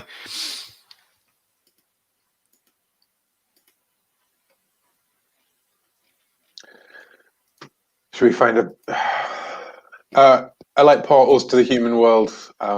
Something that people know the location of in the gloom. Not everybody, but people have heard of them. Yeah, generally somebody knows somebody.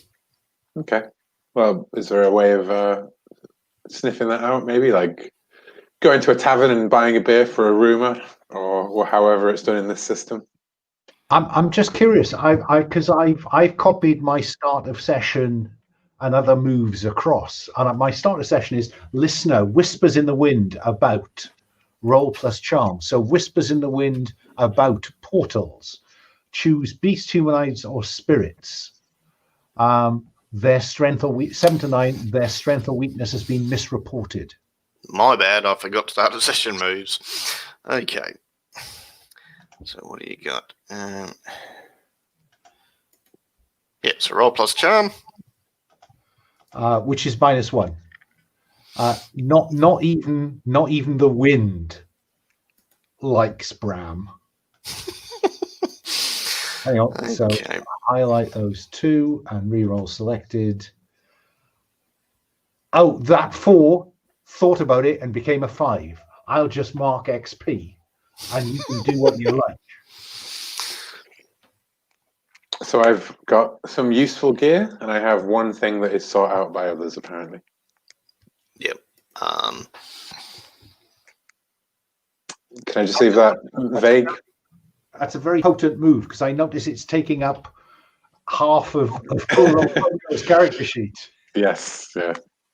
Oh wow. Whoops. All right. So the whispers on the wind are telling you there's furbolgs or badger folk everywhere. Well, the whisper I was looking for is, where's there a portal? And you tell me what it means when it says, hang on. Oh, hang on, sorry. There we go. Oh, I can't move it across. That's strange. Oh, there it is. Right. 10 plus, choose beasts, humanoids, or spirits. Yeah. So So choose them as what? There's lots of those sorts of creatures in this area. Like there might be lots of furbolgs or kilpies or banshees or whatever. So are beasts or humanoids or spirits more or less associated with portals? It's not sort of a general where is the thing I'm seeking. It's I've heard about there's gatherings of us creature type in this area. Okay, fair enough. Probably need to work on the wording. Okay, and you've got a bit of gear. What did you have for the start of session, Cole? What do you do? Your Veru, don't you? No. Yeah, I will take a useful piece of gear. I suppose a sword. Yep. Yeah. Sword.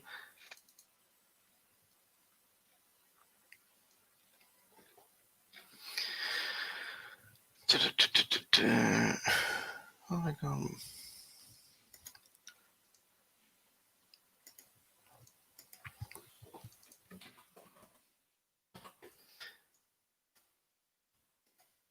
what?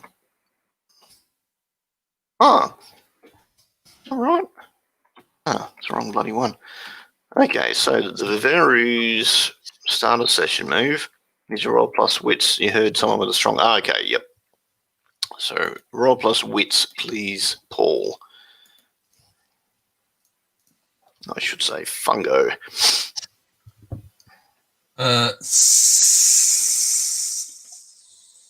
My wits is 0, so 7. All right. So you heard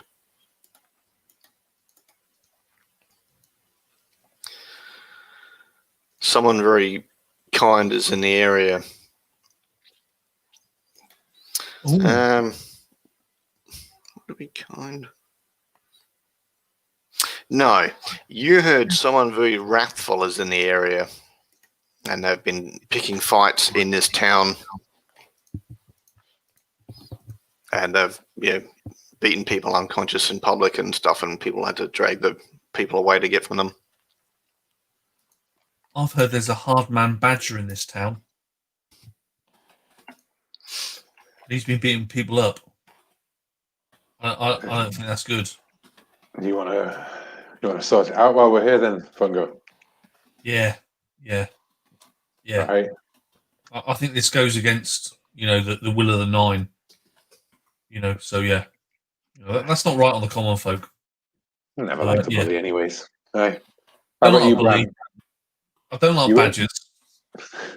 Well, maybe Badgers. leave that last part out. Fair one, yeah. Badger. Badgers. When Don't want no stinking badger. I think that I imagine Bram has wonderful hearing, so he's soaring above them in this panel, because I am seeing this now as a cartoon, definitely, as a comic, and they are trudging on having this conversation, and then there's a little inset circle in the corner of the panel where when Cole says, no, bullying's not any good, and we just see Bram's eyebrow raise. But you rolled a 5 when you were looking around and stuff, so Exactly. you land. You sort of clip a chimney because you weren't paying attention where you were headed, and you fall to the ground. You land on your feet, but you're smack bang in front of this guy, this big badger furbolg guy. And he And who says, might you be, I say, looking up at him? Or do I roll over and end up in a superhero 3-point if you want. with wings out? No, I rolled a 5. I end up in a I hit. I know what it is. I hit a wagon of hay, and he's standing next to it, and then the head emerges, trying to look And he dangerous. says, and he's like, I'm looking for the guys that killed my brother Liam.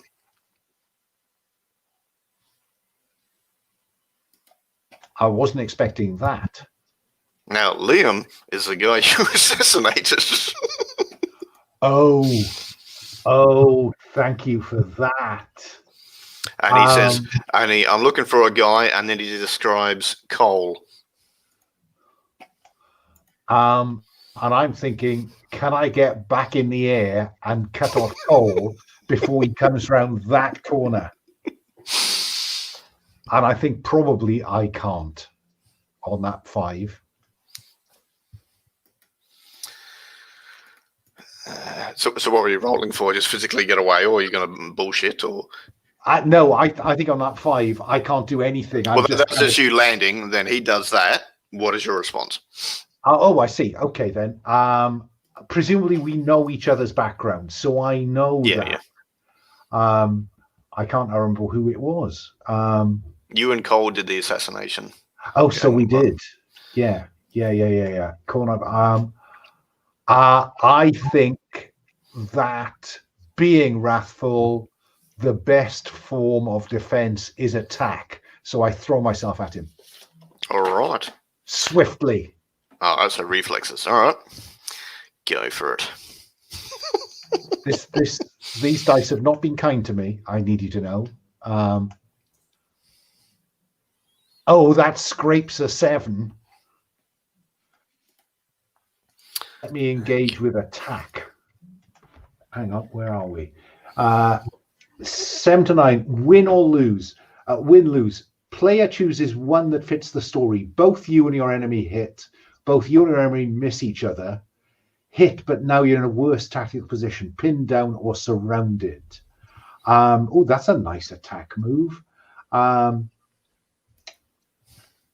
think that I'm not as swift as I think I am, and as I leap at him, he just bullet times, and I pass across the front. We miss one another, and land facing off. Okay. I mean, All right, we jog after our friend Duke. We can see the dot of him flying above us, and then he suddenly spirals, clips the thing, and spirals out of the thing, and probably a bunch of like hay flies up into the air above the houses. And then you hear someone yell out, "Look out!" and screams and everything. Yeah, a couple of screams as you come around the corner. Should I take a point of harm for that fall? It seems to be narratively appropriate. Yeah, that makes sense. Who does he think he is? A peregrine falcon or something? He shouldn't be doing stuff like that. That's peregrine falcon business, that is. Dive bombing like a Stuka. You know? I'm not sure it was intentional. He should flit around like a bat. Well, he's found that big bloody badger, it looks like. Look at me, I'm a bat. Ooh. All right, so you can see them at sort of, I don't know, would be 20 meters away. You know, do anything or just approach? We'll jog around the corner. Are you going to do something from a distance or just get closer? Shoot him in the back. I don't know. Is this the kind of place where you murder people like in combat, or is it like more civilized? It's a little bit more civilized, but you could always do it and bugger off. It just depends the sort of people you are. I'm willing to get in close. Yeah. All right, so you're going to get up close. Bram, you've got a chance to respond before your comrades rock up. This guy's coming towards you. He's like, right.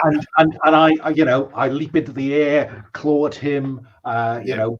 I think he's going, you know something, don't you? The red mist is down. Who knows what I know? Oh, my dear God. That is 5 altogether on my best stat. I will mark experience and hit the ground again. That's some impressive rolling. I'd feel sorry if it wasn't amusing. Right. So, you tell me what he does to me. Catches a wing and throws me into a building. I think he sort of grabs your leg, and he sort of swings you around and throws you towards Cole. Cole, are you going to catch him or get out of the way? Dodge out of the way. All right, so roll defend. So this would be reflexes, I think. Okay. Wow. And it's snake eyes, so that's a failure. Yep, and it's a double. So roll on gloom events. 2d8, please. Okay. That's a crit fail then, effectively. Yep. That's a 10. 7 and a 3. And this is pretty much urban. 10. Oh, so a bunch of... All right, so a bunch of Lugat or bat folk are there. How many? It's your roll, so it could be 3, it could be 30, it could be 300. Whatever makes an interesting story, you think? I think 3 is plenty of bat people to have in this scenario where we're fighting one guy. Particularly if they're all like me. Yeah. Liabilities. All right. So you, all right. So Bram takes 100 points of damage as he slams into a wagon. Cole doesn't catch him, but he kind of probably grabs an arm or whatever to help slow his fall. But a bunch of bat people sort of come out of the crowd, and they're just looking at the big badges as to say, "Is this where you want to go?"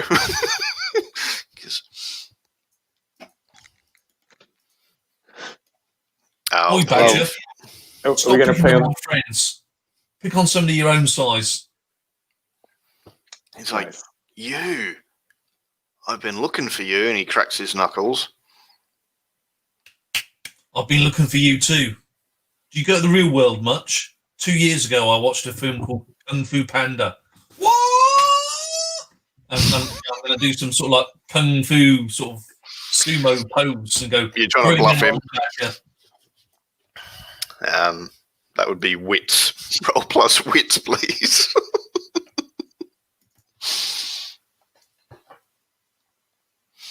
Six. All right. I think one of the local druids like, if you two are having a duel, you can fight outside of town, or you can have a non-violent duel here in town. We'll have a non-violent duel. I'll challenge him to an arm wrestle.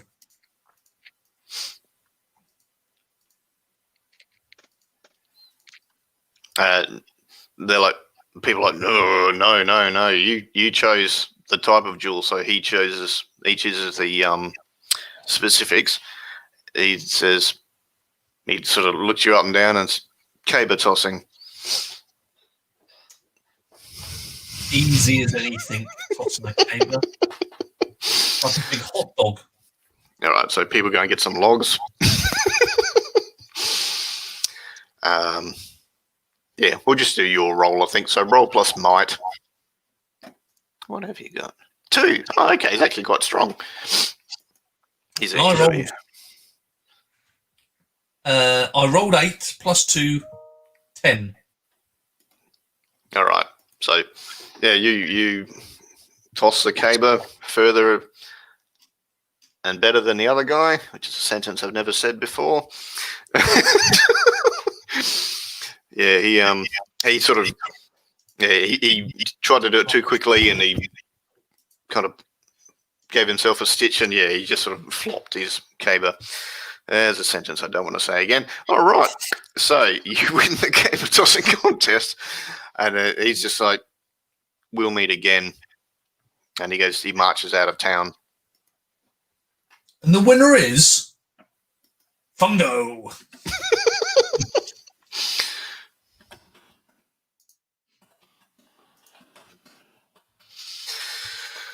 So, we still want to find... can we ask the druid if he knows where a portal to the human realm is? Yes, I do. Why would you be looking to go to the human realm? They are strange and do not understand the Nine as I do. Because we are on a mission for the Nine. And we're being tasked to go to the human realm to find artifact smugglers. Yeah. That is the truth. Yeah, he believes your conviction. You just want a caber tossing. Of course, the gods are with you. It's wonderful logic. So,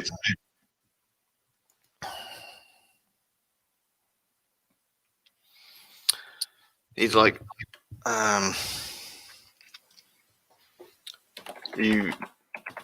there's one in the hills about 3 kilometers over this way. Yes, we're using the metric system, damn you, internet. But you'll need a silver token. You can get one from the blacksmith over there. Excellent, Druid. Thank you very much. And I will tell my colleagues that, we just need a silver token and we can go through the portal. Well, let's go get a silver token then. Let's go and see the blacksmith. Is he another badger? No.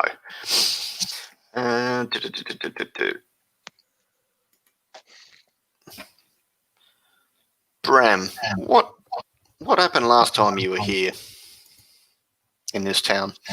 I think because we now know there are some Lugat living here, don't we? Yeah, well, there's all these species are here. This place is called Phalias, and there's quite a few apple farms around the outside. I think the last time I was here, I conspired with some other Lugat to steal an apple crop. So a night raid of getting a huge pile of food. You know, this afternoon, the orchard was full of apples. The following morning, all the apples were gone. And a week later, the Lugat are selling some very passable cider. For a minute, I thought you were trying to tell us that you were a fruit bat.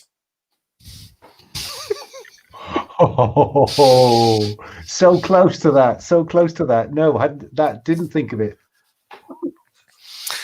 Okay. And I think one of the get the fruit.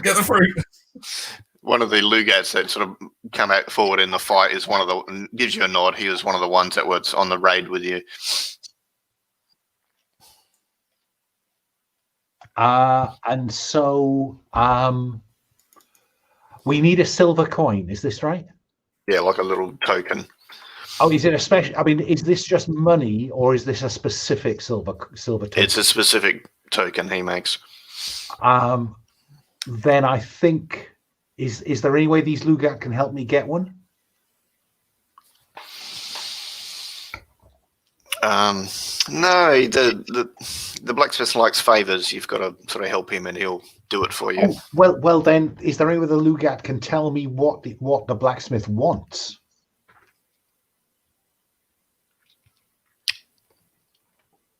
I haven't actually written down what he wants. Just that he doesn't want coin. Will, what does he want? He wants someone to get rid of that irritating badger that's going around beating people up.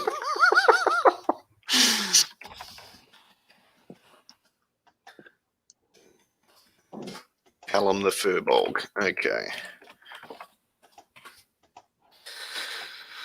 All right.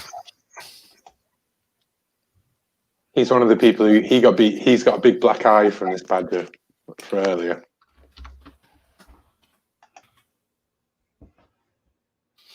Okay. So yeah, they say the blacksmith's one of the guys that got beaten up. So let him know what you've done, and yeah, you might have already done your payment, sort of thing.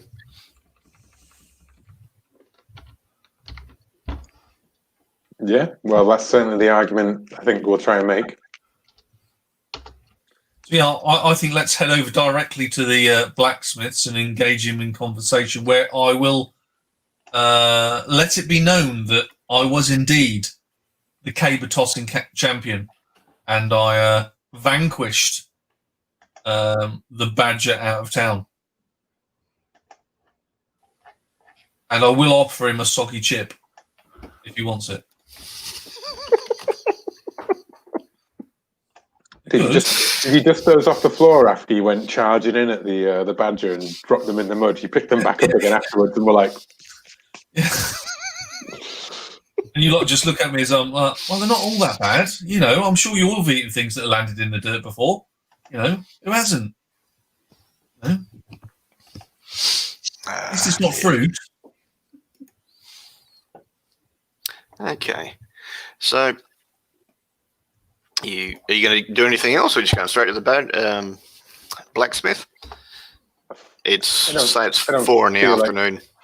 What do we know about do we know anything about the relative rates at which time passes here and in the Earth reality? Because if we've been half a day here, could that be we're closing in on Thursday? Yes. Then we can't hang about, can we? Yeah, it can be slower, it can be quicker. Yeah, I think we need to get to the blacksmith now and yeah, let it be known that I was the vanquisher. I mean, I certainly don't have any other agenda. So, you know, in what sounds like a one-horse town, anyways. Horse? I didn't see no horse. Where's a horse? Oh yeah, there's quite a few horses here. Bojack. Yeah, I know a horse called Bojack. I wasn't sure you guys would get the BoJack Horseman reference, to be honest. Oh, so I come didn't on, make Bill. it. Sorry. How dare you think so low of me? Yeah. Okay. So you're going to the blacksmith. The first thing that would strike you is a blacksmith smells, moves, and looks exactly like coal, except he's got different color eyes. Is this a normal thing? Every now and then you seem to come across almost duplicates. But is it normal to come across? What I'm saying is that, like, is it normal to come across your own duplicate, or is it just normal that people come across duplicates? You know what I mean? Like The latter. the latter. Yeah. Okay. I whistle as I come into the tent and I go, "Well, hey, they're good looking."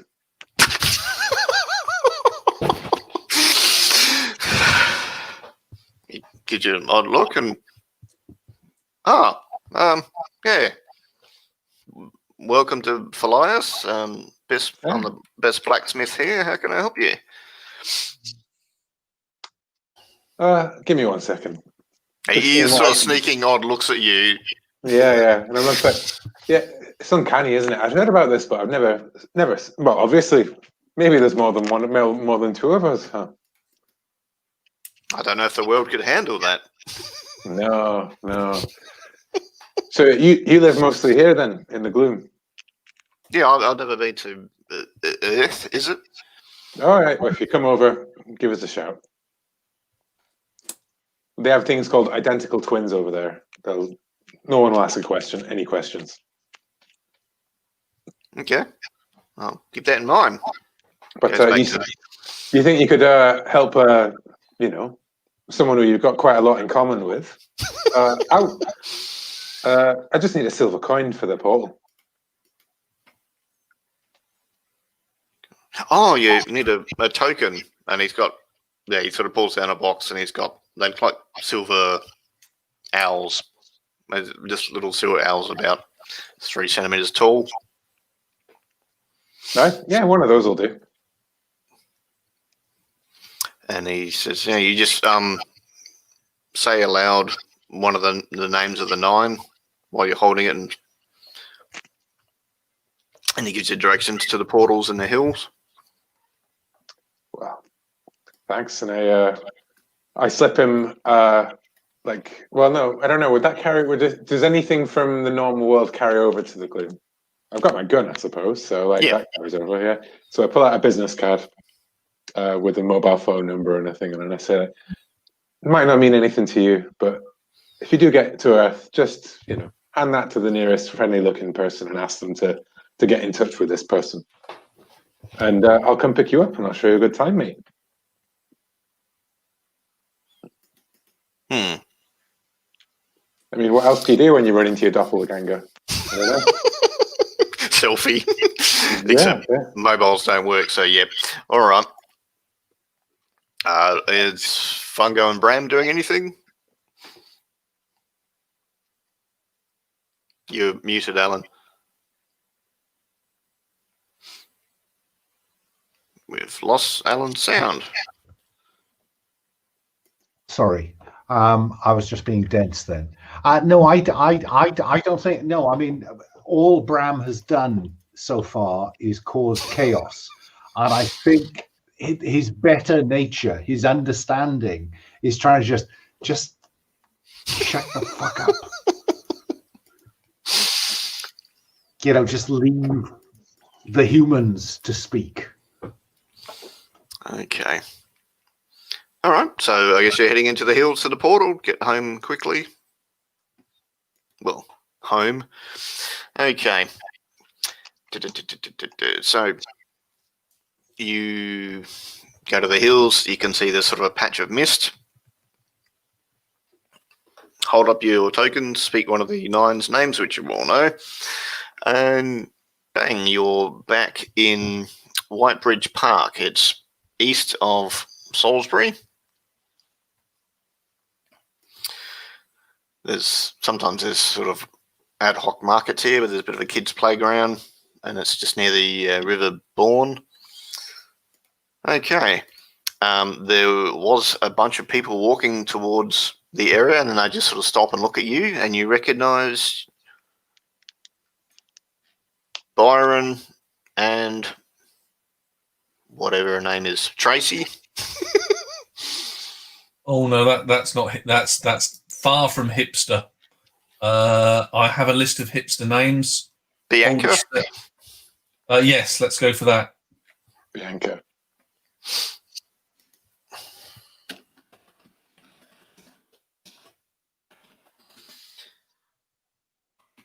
What are you doing here, Fungo? I would ask the same of you. What do you see him in that you don't see in me? Oh, wealth, intelligence, education. Yeah, but I've got good looks. Yeah, I'll give you that one. We had some good times. He's a bit of a knob, he is. So some bloke down the market told me that. It's true. Words are getting around. I think Byron's just having a cigarette and just trying to let her handle it. Anyway, why don't we just all go for a drink and we can all talk this out? Maybe he's not such a dick. Yeah, that's all right. Yeah, That sounds like charm. Cool. Charm away then, Cole. Okay, I'm just seeing what I've got in charm. I've got a -1 in charm. Lovely. Maybe I should charm her because I am actually quite charming. Yes, and also it is your ex, like my suggestion, but you're the one who actually convinces her of it, kind of thing, because you've got to sell the fact that you can be reasonable and not just turn this into an absolute clusterfuck, right? I rolled 7, so that becomes 8. Okay.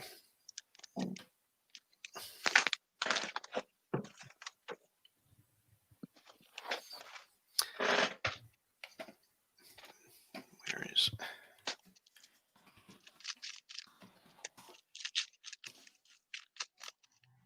your options for a mixed result are here. So this is on the moves tab, yeah?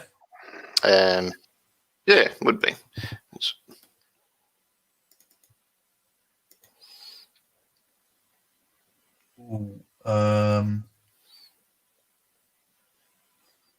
So I think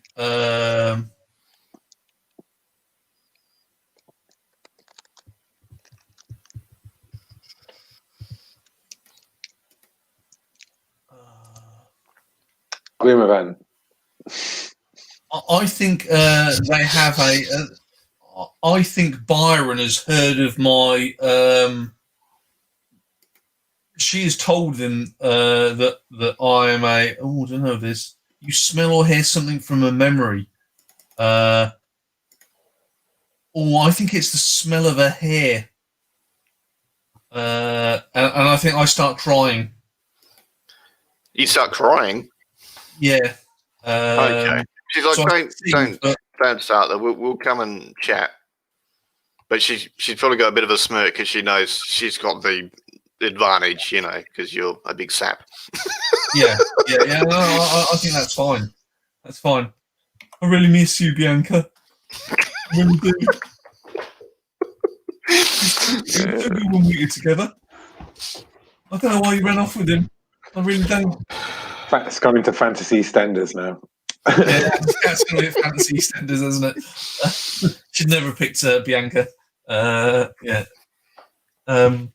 So are we still sort of out of character? Are we still going to go for our original plan of the illusion and mind read?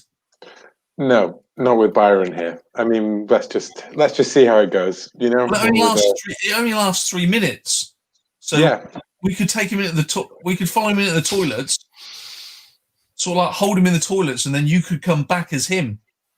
No, that's a good idea. He goes to the toilet, and I just come straight back. And you come out of it. Yeah, I like that. Yeah.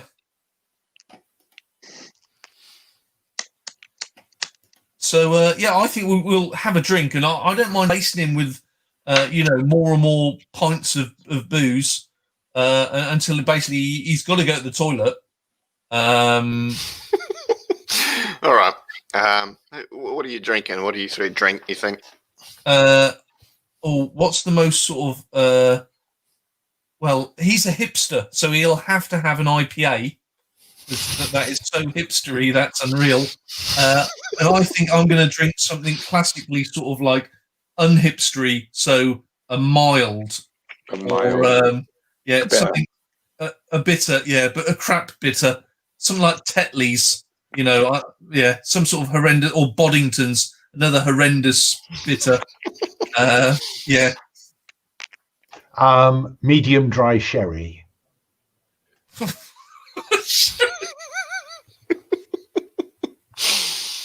Because I mean, this is an incongruous group, isn't it? You've got the attractive woman and her very cool boyfriend. You cannot look at Fungo and not think that is a slightly alternative look. And then we've got the frankly slightly hipsterish Cole, and then this chap with glasses and a bow tie. Yeah. You're like the old goth among all the hipsters. I mean, looking at the picture. No, he's just a man from another time. He does look like a college professor. Yeah. I've been around long enough. I remember Bangers and the BBC. Will, what was the Channel 4? There was 2 seasons of it where it was they were planning the apocalypse. They were going to release a Utopia. Yeah, brilliant show. A bit like Raisin Boy. Oh God, yeah. Okay, so you order some wedges or chips or whatever. You have your drinks. Yeah, so we'll just carry on. Basically, at some stage, Byron has got to go to the toilet. And at that stage, myself and Cole will go with him. And yeah, when he goes into the toilet, I'll quickly, hopefully, cast my spell on Byron. Sorry, not on Byron, on Cole. And then he will about face and go back and read her mind. So I will then attempt to hold Byron in the toilet. I didn't expect to be saying I'd be doing that. My approach in these 3 minutes is going to be that they've offered us a bit of business. They're interested in the artifacts, and talk to her about it and try and weasel her into whatever state it is that I can try and access her memories of this. So you want her just to think around the subject, so then it'll pull up memories of where she's got them, that kind of stuff, where the meeting is.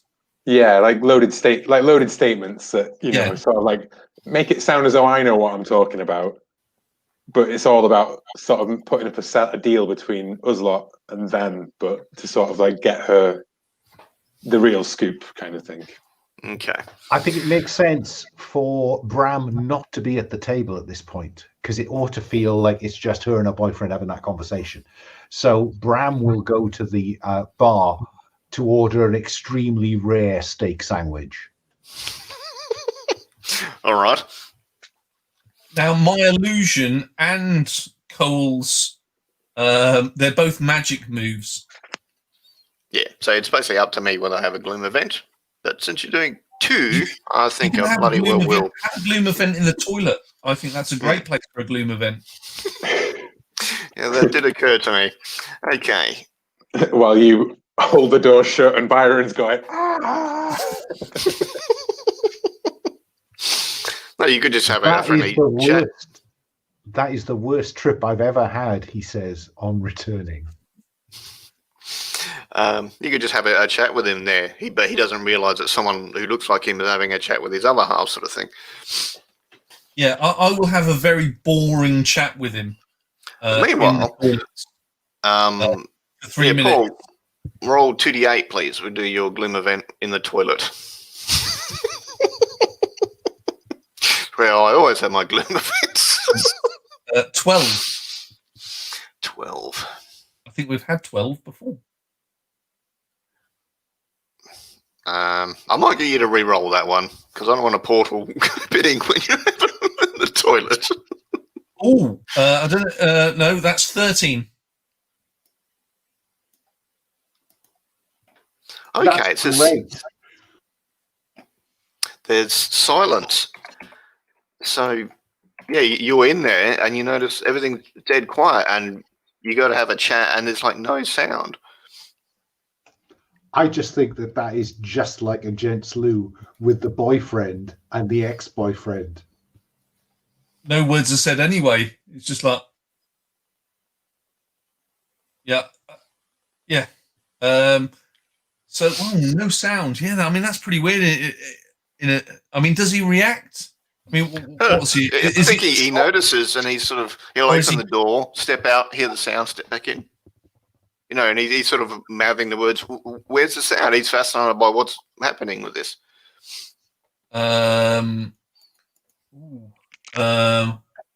Elaborate, attempt to explain it by hand gestures that are just gibberish. Or to give the impression, what do you mean? I can hear you. Yeah, I'll start doing some Charades. Sort of, but I'll definitely push myself against the door so he can't get past me, and I'll be like, "Yeah, while you're having this chat, maybe point to the window, get him to try if he can hear sound out the window." And yep. Okay. Outside in the con. All right. So you said what you're going to do. I'll get you to roll social. So this sounds like wits. Not that tab. Cole in this case. Wits. Okay, I think I'm good at wits. What have I got? you are the most witted one out of us.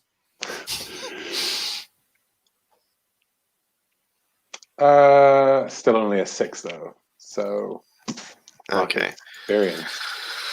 All right. And she's like, "Oh, what?" So, and you were trying to say, we think we should get these guys in on the deal, that maybe we can all help each other, sort of thing. Make it like a business proposition. Yeah. She's like, "Nah, we can't trust Fungo. He's got no guts. If anything goes wrong, and he'd spill the beans on all of us. So, nah, we can't." But what about that posh one? He seems like he's a trustworthy sort. Breeding. We could take him for all, whatever money we can get out of him, I guess. I don't know. Yeah, Brent. off. Yeah. I think that Cole will be very frustrated in these, as a clock ticks down and he has his a timer set on his phone to vibrate in his pocket at 2 minutes 30, and then when it sounds like it's just going to go oh shit, left my wallet in the toilet, and he's going to walk off round the back of the bar so that he can come back in as the real Byron comes back out from the toilet. All right. There's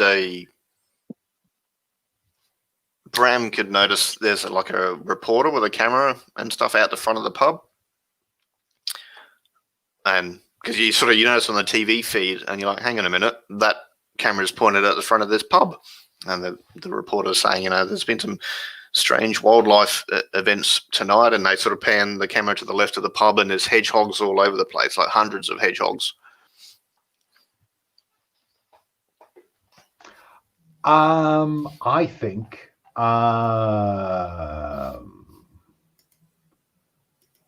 I go outside to see what's going on.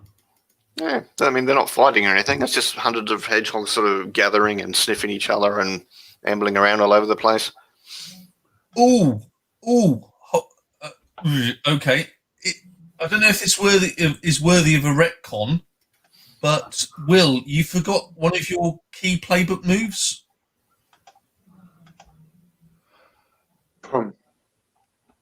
Oh, +1 to people rolls. Oh yeah, And you weren't intimidating her. Yeah, I was not intimidating her. So That 7, was yeah. that in it was 7. Yeah. But I'm more than happy to play the 6. No, that's fine.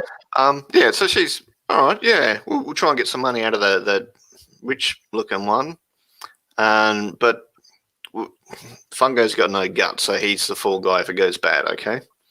Yeah, sounds great. My plan all along. All right. So yeah, they say they've been borrowing things from people's yards, which they know they're not home because they're posties, so they know what people's schedules are and stuff, and selling it via the trader. So they were buyers and sellers, basically. Okay. Well, they were selling things from people's gardens.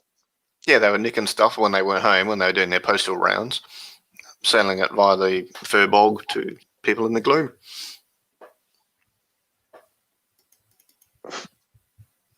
Yeah, when you say stealing things from people's gardens, sorry, in my houses.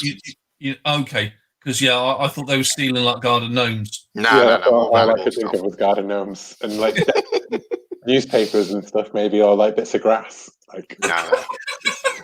like, yeah, okay, maybe we're in the wrong business. We could easily take these suckers in the gloom for all they're worth. Want to buy some grass? Cool, yeah. Okay.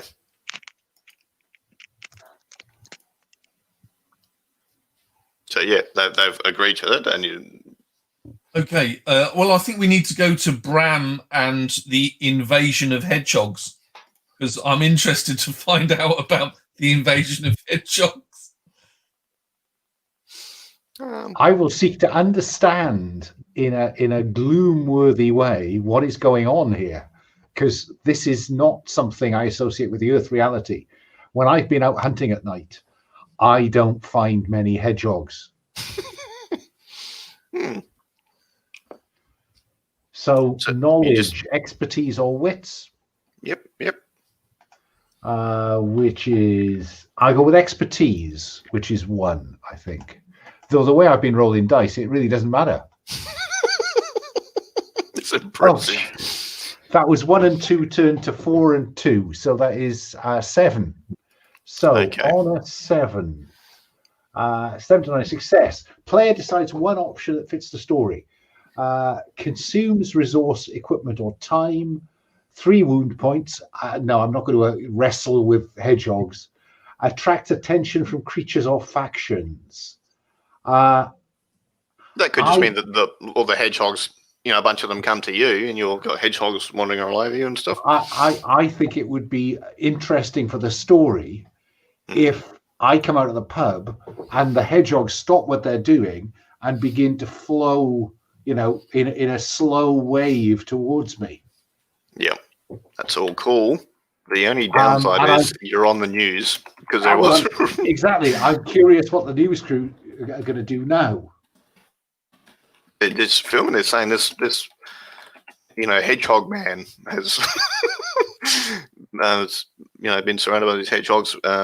And they're just live streaming it, and they're saying, look at what's happened. This man seems to be some hedgehog whisperer. Please tell me that the news crew is Sky News. It's got to be Sky News, hasn't it? Sure. Yeah, this is not BBC worthy news. This is Sky News. This is a Murdoch. This is a Murdoch company. Yep. Okay. And suddenly, the lights kind of just on me, and I don't know what's my I'm trying to work out what to.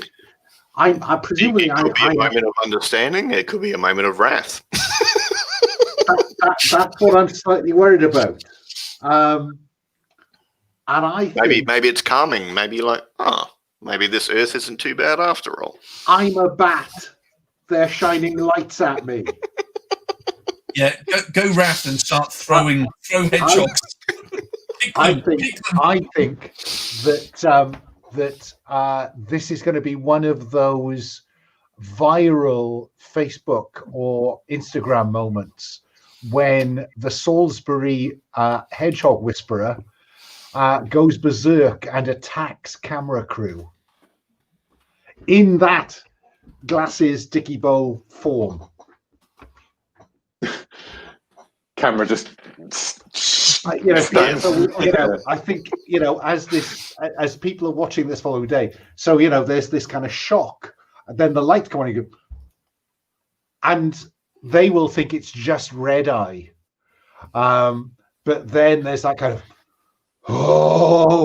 and launches himself at the screen. Yeah. Okay. And I think the audio track runs slightly more coherently than the video track, as it is broadcast around the world tomorrow. Okay. Leave these poor hedgehogs alone. They've done absolutely nothing. Leave them alone. Leave them alone. I'd like to suggest that's defend. No, that's fine. We can just. Okay. We don't need to roll for that one. Bloody phone. Okay. I think we'll sort of move towards epilogue. Each of you can do an epilogue. It can be sort of, how does this case wrap up? Maybe it's something to do with your fate weave that's happened in the past, or maybe it's something new you want to introduce, like a new threat or a new trip to the gloom or whatever. And your epilogue can include one or all of you going to the gloom again. I've got one. I think we see it's a darkened room and there's a TV flickering in the corner, and it is showing this viral clip. A stream across the bottom. Salisbury hedgehog whisperer goes berserk and assaults Sky News crew, and then as we pull back from that, we see slumped in a chair, a figure, and I think the figure will see a hand on either arm, and the hands are clawed, and further back we go, and the hair is wild and silvery, and the shoulders are in a ragged silvery gown, and then we come back, and then the head goes up. Still, we see it from behind, and there's and it's a banshee. Nice. Right.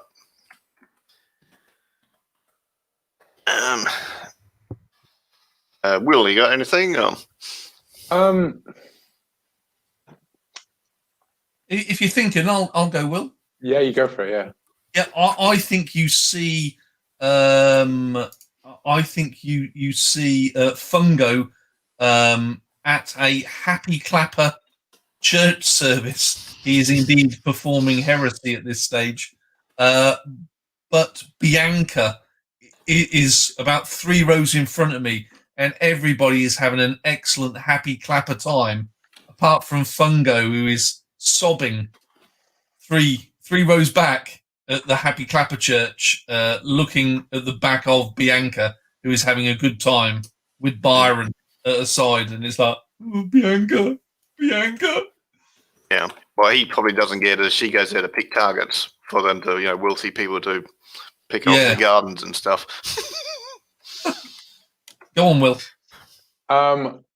I think that we all get a prophetic dream from Morrigan of the Nine, telling us that our business lies in the gloom on a great quest. And it does say that we may all share dreams, travel into the gloom will link us in that way, and stuff like that. Good. Okay. It'll probably be pretty violent if it's from the Morrigan. Yes, that's what I'm going for, yeah. I'm thinking I would like to, go on a full-on like dive into Dreamland next time. No worries. And my epilogue would probably just be you reporting back to Mr. Stoker saying, we found out what these people are up to. Here's what they were doing. We told the trader not to, and just wrapping up the business end of the case sort of thing. Yeah, we set up a sting operation so they get all the stuff, when they think they're ripping us off and blah, blah, blah. Yep. I was going to turn into a goat. What? Yeah, When? yeah. Well, you were going to tell me that basically they were going to try and put it all on me. But I've got transform. I was going to transform into a hedgehog, but they're not 2 foot tall, and they don't weigh 5 kilos. I don't think. Be a very heavy hedgehog. That would be a fat hedgehog. So yeah, when we go on the raid, I was going to be your accompanying goat, so she couldn't pin it on me. Because I can change into a land mammal, and a goat is one of them. I didn't get to use my ability. It's a shame. I would have liked. Right. All right. So that's it. Quest story wise. People have any feedback? Good, bad, needs improvement, whatever. Is there an end of session move? Sorry. Oh, there's an end of session. Is there an end of session move? I don't know. No, I don't know. No, I've just got a start a session move. Oh, but there's no end of session experience. Oh yeah.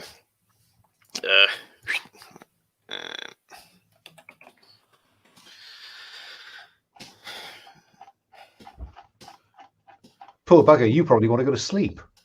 Who, me? No, it's just like early in the morning for him. Yeah. I had 5 hours sleep before I got up early for this. It's now 5:35 a.m. Advancement. Go to the podiatrist and sort out my flat feet. All right. Gain lore. Yes. Exploring and surviving. Yes. Work on a goal with fate weave people. Yes. Role playing your style, virtue, and vice. Yeah, you all did that. 4 points each. Oh, wow. Okay, that gets me an advancement. So you can choose an additional playbook move from your own playbook, an additional magic move from any playbook, or put a stat up by 1. Okay. I'm going to put my charm up by 1. I'm going to put my wits up by 1 because we've used wits quite a bit. Yeah, I think I'm going to put my charm up by 1 to 0. So what? Roses and thorns, or what? Yeah, if you like. Wishes. I think this is good fun. Yes, I mean, there's part of it, and you might say this is the thorn end of the star, is that in any play-tested rules, there's still so much space in it that you can really have fun with it. At some point you will have tightened up these moves, so we will or won't be able to do certain things. But at the moment, they're so kind of free. And I think moves are written very freely, actually. And I want you to keep that. Well, I wanted room to people to bring in their own dreams and memories and stuff, and that way you can tailor the tone and style to your particular group, because some people don't mind hideous violence and other people are like, no. So yeah, no. So that would be my start. I think that I think the moves are really neat. Okay.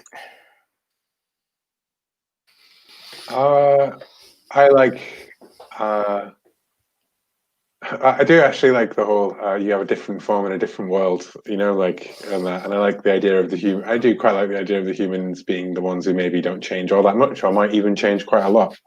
And I liked the idea of like your doppelgangers and all these strange little tiny bits of weird lore. Yeah, I mean, you can. If someone wants to have a different hair color or even a different gender, that's fine. They can do that because it's a relatively small change compared to a bat person and a human form sort of thing. So if people want to lean into that, they're welcome to do so. But yeah, I like that. I did struggle with, I didn't realize where the moves were for 2/3 of the game because I didn't see that bit at the bottom of the character sheet. So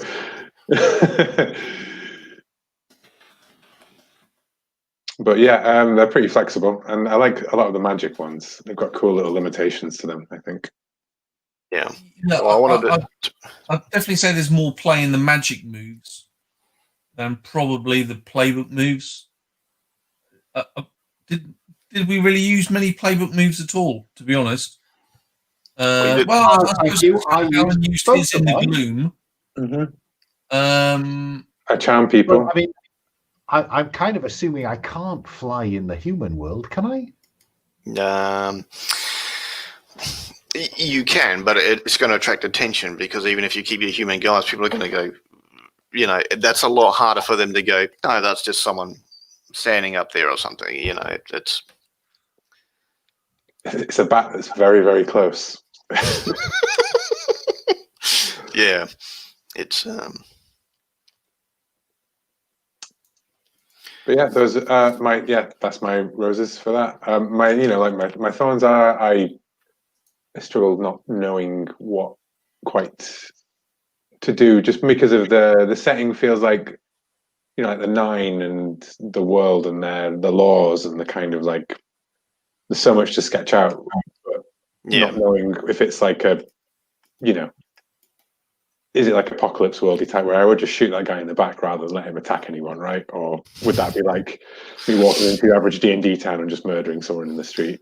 Like, well, you shouldn't really even do that in D&D if you play your alignment properly. But anyway, yeah, no, but it's. I mean, yes, you can do it, but you shouldn't, and just like you shouldn't in Monster of the Week or any other frigging game, it's. Yeah, it's because we have a human world and we have a fantastical world, and it's the. You mean that there's kind of a temptation of who cares? It's not my real world sort of thing, or. Well, that and it's like a holiday. How violent is this place? Would this person kill people? He's a guy we know is randomly attacking people. It's in some settings you would have a lethal fight with like the thug. You know what I mean? Versus the kind of like we'll settle it with a caber toss, which I thought was brilliant. By the way, I love all that kind of. That feels mythical to me. Yeah. There might be something about setting tone. Should there be a gun routinely or not? Because if you have a gun, that implies something about violence in a way that sword kind of doesn't. Yeah, when I had the gun, it was like I'm straight up murdering whoever I like threaten or do whatever, right? Like, yeah. I suppose it's the double-edged swords to what Alan was saying about the openness of what you've designed here, Blake, as in you sort of allowed us to really carve out the world as we saw it. But then the double-edged sword of that is for new players or people that aren't really PBTA people. They'd want a source book from you. Yeah, they'd want they told you about the gloom. We were happy, but maybe we, maybe in some way we ruined what you'd thought it would be because you allowed us just to create whatever we wanted, and but that I enjoyed it. It wasn't. You guys were kind of headed towards what I was already had anyway. It is a fantasy world based on Celtic mythology, and you guys didn't really do or say anything that was against that. If you had said, "I want a pagoda terrace with a bunch of ninjas," I would have said no, just flat out no.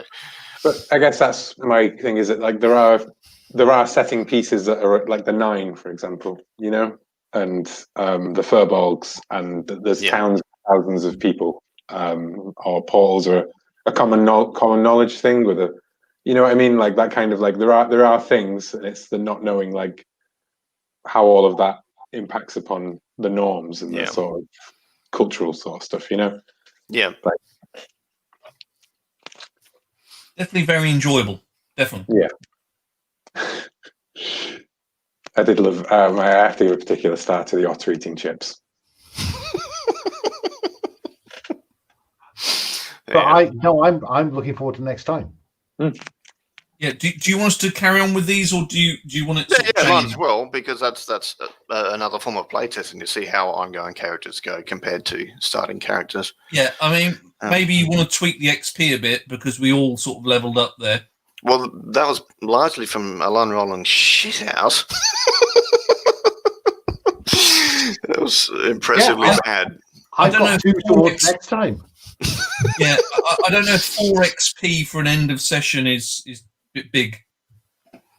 Possibly. But you see, for a playtest, that's not a bad thing because it gives you acceleration and therefore more things to test quickly. So whether you end up with that is, I think, a different question about whether it works now. Yeah. But I'm looking forward to like, fantasy stuff, because